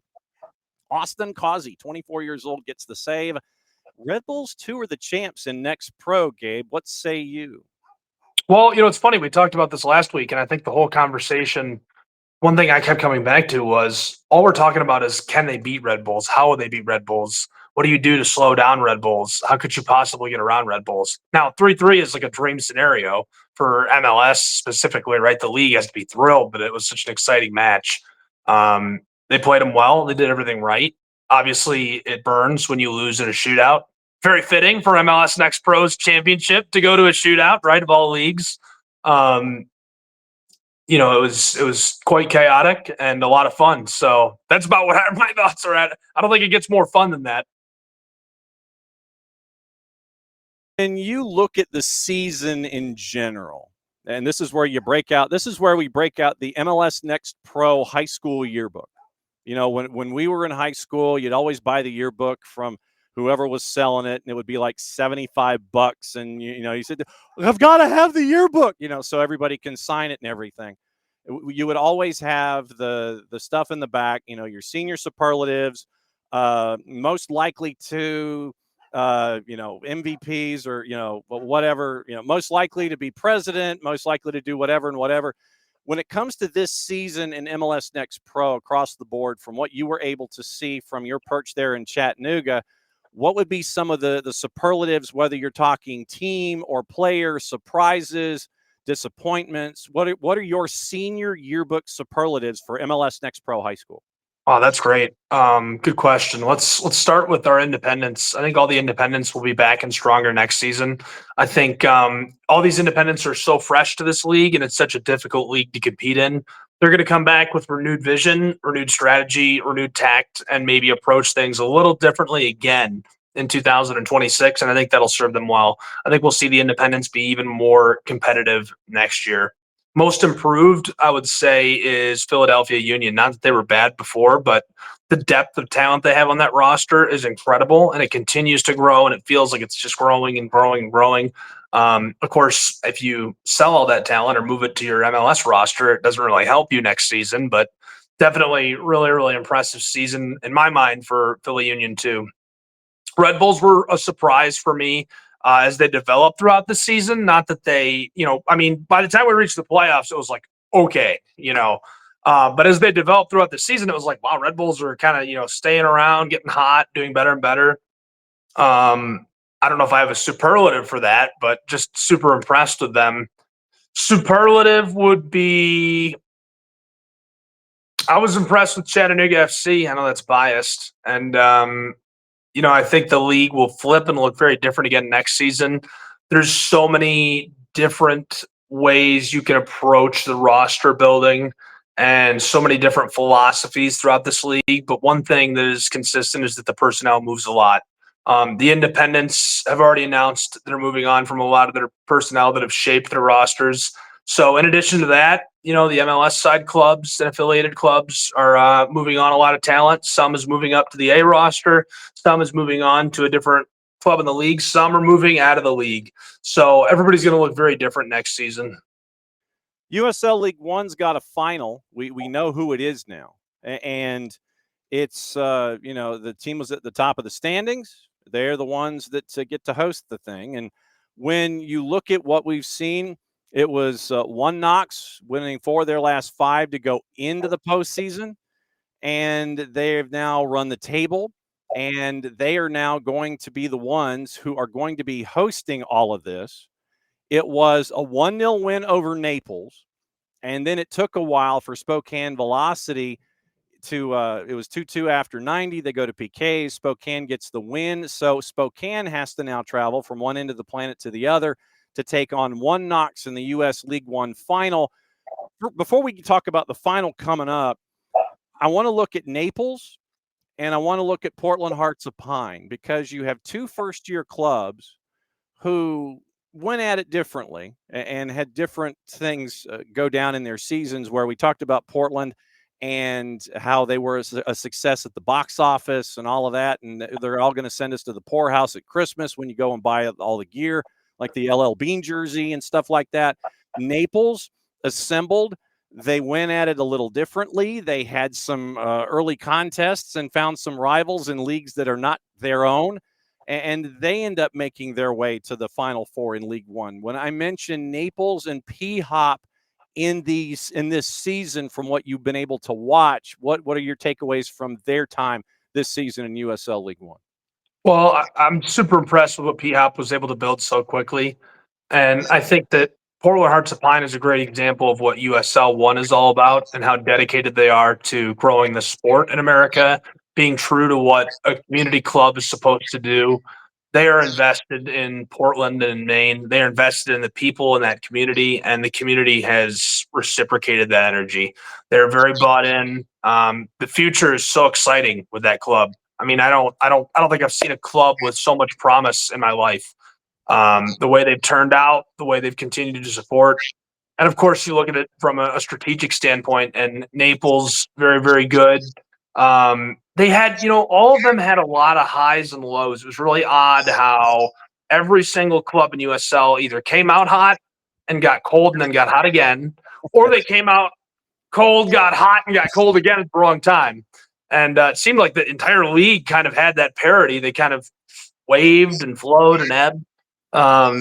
So they came out and they were really good, and they cooled off and got hot again and made the playoff and just couldn't carry it all the way to the finish line.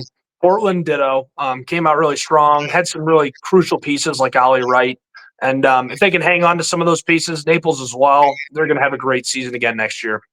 You look at the two teams in the final, and you look at a team like One Knox, and you have to go all the way down to Babacar DNA, who is tied for 9th in the league with Anwar Pelaez with Spokane for their leading goal scorers. And so I think that when you look at the offense of this matchup, Pelaez being a 10-goal scorer, DNA being a 10-goal scorer, and then you've got to continue to search and search and search. And then you have Kempish Valdemar, who had 8 for Knoxville, Luis Heel, who had 8 for Spokane. So it's a lot of balance for these clubs where they're coming into this. And so you're having to defend against a lot of different dudes. You can't just focus on the one guy, and we talk about positional gravity and you cut off supply lines, all that kind of stuff. I think this is probably going to be one of the more balanced finals that you will have in USL League One in quite some time, where you're having to go up against Carlos Mauricio Valdez, one of the top keepers in the league, who was second in saves. And you got Sean Lewis for Knoxville. So, I mean, this is about as balanced as I think you can get when it comes to a final, despite the fact that it's in One Knox's barn, but they earn that. Yeah, and you look at that balance and that parity, and then you say, okay, well, if it's so balanced, where does the win come from? I would say it's a match of chess. And you're not going to have a better pair of coaches in USL League One for a chess match. Lee Veidman is, I've mentioned this a couple of times already throughout the fall here.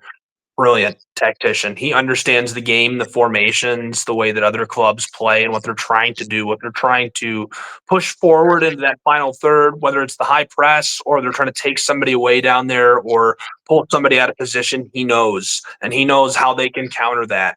But Ian Fuller is all business all the time. They've got the height. He knows how to use that. And it's funny because I feel like all I heard all season long was, oh, One Knox is so good at set pieces. They're so tall. I don't think I saw him score on a set piece in like 7 or 8 matches. It was always just some crazy feed out front. Babacar Dian scored a really nice one at the end of the regular season, just like he was, I don't even know how to describe it. He chested it in. It was beautiful. And they've just had a great season, finding different ways to get the job done. When you take a couple things away, they've got a few more tricks up their sleeve. They're going to be a handful for Spokane. I would say from a tactician standpoint, I believe Edman's got it going on. He knows what's up. But, man, I don't know if you can overcome one Knoxville in Rocky Top. That is a tall order. And exciting matchup. I mean, it's a good scenario for USL League One and for the fans. It's going to be a lot of fun to watch. But it's really hard to pick a winner without, I don't know. It's hard to say how they will collide. Yep. 13 clean sheets on the season for One Knox, 10 for Spokane. Goals, they were both in the middle of the pack. They were fourth and sixth, technically. One Knox tied with Charlotte for fourth in the league at 46 goals scored, Spokane at 44.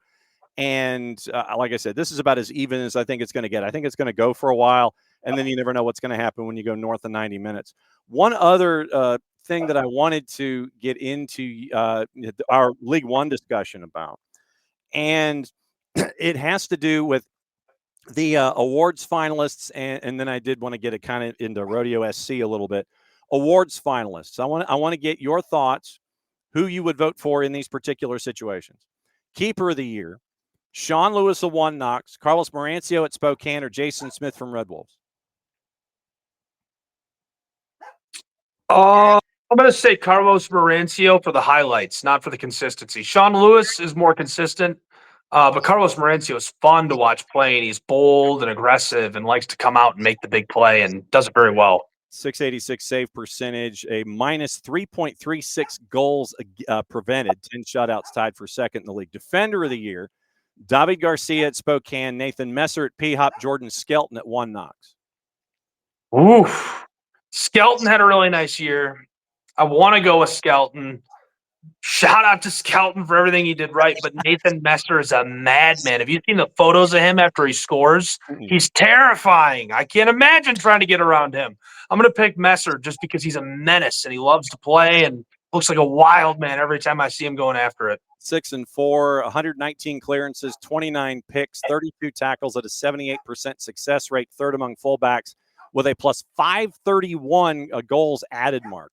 Coach of the year, Ian Fuller for One Knox, Scott McKenzie in Chattanooga, Bobby Murphy at P-Hop, Matt Poland for what we saw at Naples. Okay, so I think Ian Fuller probably deserves the award, and if you put it out to vote, like Ian Fuller has to win by proxy. I would pick Scott McKenzie, though, and here's why. Just because the Red Wolves were doubted so much, so low in the media polls and ranking. In the beginning of the season, they said the Chattanooga Red Wolves are not going to have a good year. They fell behind early, and McKenzie stayed strong, stayed steady, stayed the course, and got it done. I think they had a really, really nice season, all things considered, especially with a cold start. And he kind of kept that chip on his shoulder and definitely made sure to let me know that and really carried it through to a nice season. All right, two more for you. A young player of the year. Mark Bronick at Union Omaha, Rafa Jarugi with Charlotte, Jackson Kusanzu at Tormenta, Eric Kinsner with Red Wolves. I'm going to go Kinsner just because of the future promise. Tormenta, though, is a really tempting choice there. You know, they've got a good roster in general that's got a lot of potential depending on what pieces change and how they develop going into this next season. All right, last one on the board, player of the year. Carson Henderlong at Naples, Juan Carlos Obregon at Westchester, Niall Reed-Steven at Tormenta for player of the year. Oh, I want to pick Niall Reed-Steven, but you know it's got to be Juan Carlos. What a season for Juan Carlos Obregon. I mean, just out of the gate, swinging, so much fun to watch him in every facet of the game. I don't think I've seen a player with more hustle, a higher motor. He's been involved every single minute of every single match, it feels like. You think he's going to have to take some time off or take a break, and every time the ball's on his side of the field, full speed, full bore, and great scorer. Golden Boot, 17 goals, a 50.6% shooting accuracy rate, 19.5% shot conversion rate, recorded 42.5% of Westchester's goals, 2 assists on 23 chances created, league leading plus 9.49 goals added mark as he moved into the top 5 league's goal scorers all time. So where are you going to be when we have the League One final coming up next weekend or this weekend? I don't know. I've got a lot going on. I got some volleyball coming up in the Appalachian Athletic Conference, and involved in a few different things around the community here, and a couple of coaches shows this week. And so who knows? Hopefully somewhere good. Well, then we will catch back up with you again this time next week. We'll talk about the League One final. We'll get out the senior yearbook and find out what you think about USL League One High when you come back next week. Great to break down Next Pro with you in League One. We'll chop it up again next week. You're the man. I'll talk to you soon. All right. There goes Gabe Schray, everybody. And Gabe, once again, play-by-play voice in Chattanooga for Chattanooga FC and Next Pro. And also you hear him on the Plus looking at League One. He's called a bunch of League One matches this year, and that's why we have League One as a part of Gabe's discussion on a weekly basis. Okay, now, I know we kind of buried the lead a little bit with the women's team. What we do know from the article in the Athletic from Ashley Pellet, once again, expansion fee at a record 165, and you're looking at once again Denver. First expansion team obviously was 16, announced earlier this year, owned by AMBSE across the board, expected to debut after the 26th season because you've got to piece things together, infrastructure and planning and all that. So spokesperson to Ashley at the Athletic, we've had a productive engagement with the NWSL and others in its stakeholder group on the possibility of bringing an expansion franchise to Atlanta. Nothing to announce currently, as those conversations are ongoing. So you've got, once again, financial terms not disclosed, reported 165, more than 50% higher than the 110 Denver paid in January. Bay and Boston paid around 53. And so once again, this adds to what we know with AMBSE and how they are continuing to have soccer as a stronghold here in this particular part of the country and really in this particular part of the world. So Ashley Pellet broke that news last night. Then this morning, you had Doug Robertson of the AJC, and Doug had a couple of other things to kind of add to the discussion. Obviously, you have to look at infrastructure, and you have to kind of figure out where we're going from here. And odds are, and this is once again from Ashley Pellet in her article, and it was labeled that the announcement was going to be on Tuesday. So that's kind of where it is leaning at the moment. And so possibly Tuesday is what they were looking at initially. And so Doug is saying maybe introduced on Tuesday. And so you're looking at the 165, and that's kind of where we are with the new idea that has been mentioned a boatload of times, to be honest. It has been something that has been mentioned by Arthur Blank, and it is not, it's not something where he was pressed on it. He wasn't pressed on the topic. And so it literally was one of those, he has volunteered it when he's just been asked to come on and have conversations. Arthur Blank has volunteered the idea that he wanted to have a women's professional soccer franchise here in town as far back as 2018, I want to say. 2018, 2019. It has been something that he has touched on for the longest time. At the time, we know if we do the right thing based on behavior for the right reasons to the people who are supporting us, we are going to get good success. August 30, 2018. And so that was as far back, and the question was asked, starting a women's team. This is 2018 now. Hasn't been any discussion. Like to think aspirationally that it might be something at the right time to consider. And once again, I think he says the women's national team has experienced great success, been great fun to watch. Six kids of my own, 3 of which are strong women. They'll have a vote in all of this. We'll see over time. Right now, we will focus on what we're focusing on. So that was him in 2018. That was Arthur Blank in 2018. In 2019, you're looking at, he had an interview during MLS Cup. If you remember the MLS Cup interview and the broadcast there. He brought it up then. Absolutely brought it up then. And he has brought it up to Mike and Jason. He brought it up to Major League Soccer on a national broadcast for MLS Cup. So it has been something that he has considered for quite some time. And so you are now looking at the future in women's soccer in the NWSL, where the Atlanta NWSL franchise is looking like it's going to be number 17. Doug Robertson using the words, could be introduced on Tuesday at a summit. And so you're thinking probably 27 or 28. Once again, you've got to think of infrastructure, where they're going to practice and where they're going to be housed and all of that. And the quote was there once again. The team could be headquartered alongside Atlanta United at the Children's Healthcare of Atlanta training ground. NWSL averaged attendance is 10,669 after last year. And so you're returning.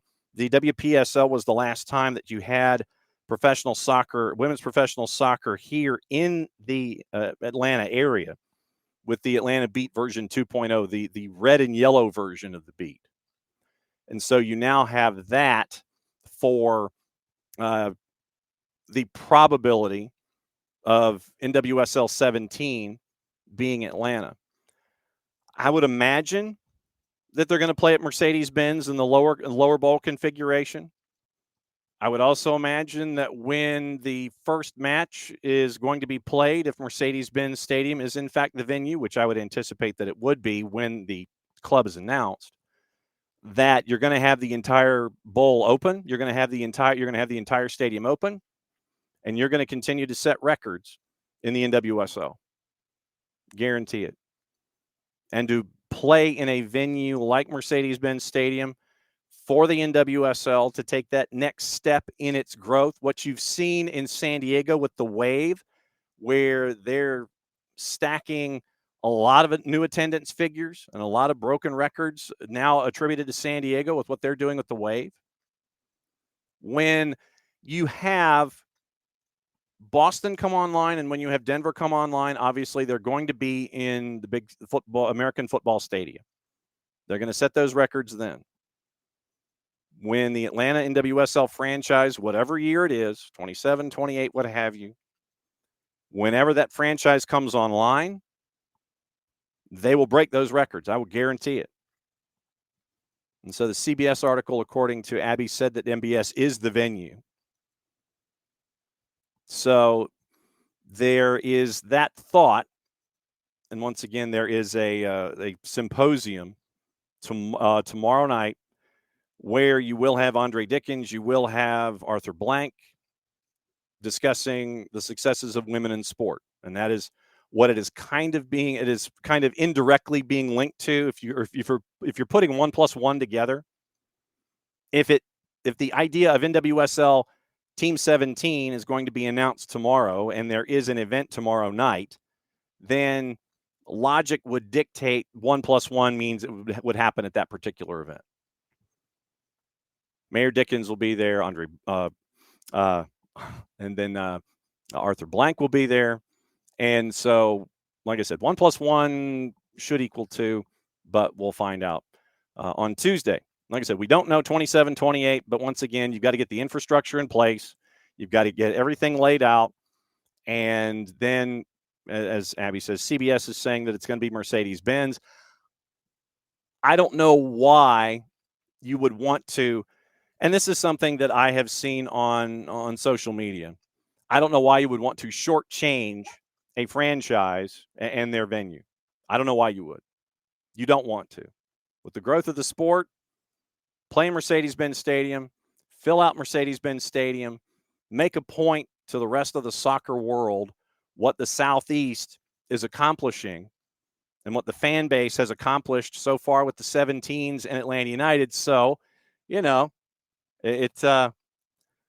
a certain bit of logic now that I talk it through. So the 17s will in turn be Team 17 in the NWSL. How's that for circle? How's that for a circle, huh? 17s get Team 17 in the NWSL. And so that's, it's going to be absolutely fun to piece all this stuff together. And we'll see what's going on there. And Wiley, you are correct about Kamal Miller. Looking in the Twitch pitch, Kamal had himself a day yesterday after the Pellegrino goal, and then there was a forearm shiver to Dreyer. Kamal has been known to kind of be very Nuhu-ish when it comes to his on-field behavior sometimes. So it has been an adventure with Kamal Miller, but San Diego makes it to round number 2, and we'll talk about it more next week because we're kind of in an international window here, but there is plenty to talk about as we go here in this week. To give you an idea, here's the rundown of what we got. Obviously, we'll catch up with our friend Jason Stevens because there is some news involving Atletico de Madrid and them receiving a new influx of capital. So there's that to talk about. We'll find out what else is on Jason Stevens' mind from London later this afternoon. That'll be at 10:30 tomorrow.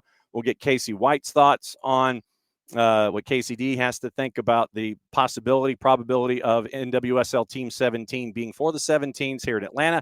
She'll bat leadoff tomorrow. We'll fill the space with everything else that's been going on. And then the rest of the week, let's see. I'm trying to see what we've got. We got to catch up with some coaches, getting ready for the postseason.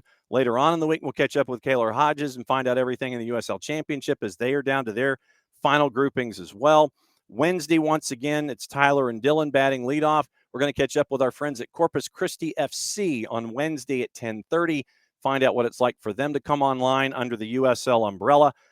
Thursday, I am debating because of the Tata Martino press conference that it will be an SDH PM because the Tata Martino presser is going to be at 10 o'clock and we're going to be gathering information. So probably an SDH PM on Thursday. A lot of it with Tata Martino sound and team sound and all of that. And so keep an eye on coverage on Thursday for everything going on with the Tata Martino presser. Keep you posted on all of that. But SDH PM probably Thursday with the Tata presser being in the morning on Thursday. And then Friday we'll catch up with our friends in hopefully with our friends at Beyond Goals Mentoring, get you ready for the weekend across the board. And once again, international window, we'll find out what's on everybody's mind. The first match for the U.S. is on Saturday, and we'll find out how things are going to be rolling and evolving there. We may try and roll over some guests from Thursday to Friday, find out what's on their mind there as their seasons continue. But that is the rundown for the week. Word from Atlanta United. 5 Atlanta United players are getting call-ups in this window. Almiron, DCQ, Ronald Hernandez, Alexei Miranchuk, and Bart Sleesh.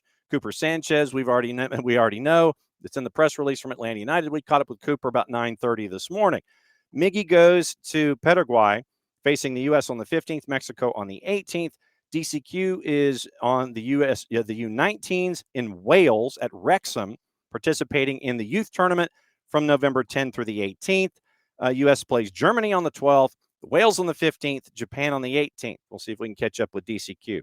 Ronald joins Venezuela for 2 friendlies, Australia on the 14th, Canada on the 18th. Alexei goes back to the Russian national team for friendlies against Peru on the 12th, Chile on the 15th. Bart Sleesh for a pair of 2026 FIFA qualifiers at home against the Netherlands on the 14th, Malta on the 17th. Poland sits in second place in Group G, 13.6 matches. Started at each of the 4 qualifiers, total 20 appearances and 1 goal with Poland since his debut back in 2021. Andres Perea, by the way, in one of the scarier moments from the weekend, and he has undergone successful surgery to repair a right lower leg fracture. The midfielder had surgery at Montefiore Einstein yesterday, beginning rehab immediately, and it was a nasty injury. He went up for a challenge. The leg buckled underneath him. And when you have players from the other team waving physios over and making sure that he got treatment, and if you looked at Perea, the look on his face, he was in shock when it happened. They had to immobilize him and take him off on a cart. But now he has had successful surgery to repair that lower leg fracture, and I think that is where we are with all the news of the morning. We hadn't even gotten into anything with England or anything like that with the Premier League. But once again, that is the show for today. You know what it's going to be looking like for the rest of the week. And we'll be right here with you. Thanks once again to everybody for hanging out with us. It looks like Atlanta NWSL Team 17 is going to be for the 17s. We might find that out tomorrow. We'll keep you posted on all of that. Tata Martino set to be reintroduced, looks like on Thursday morning.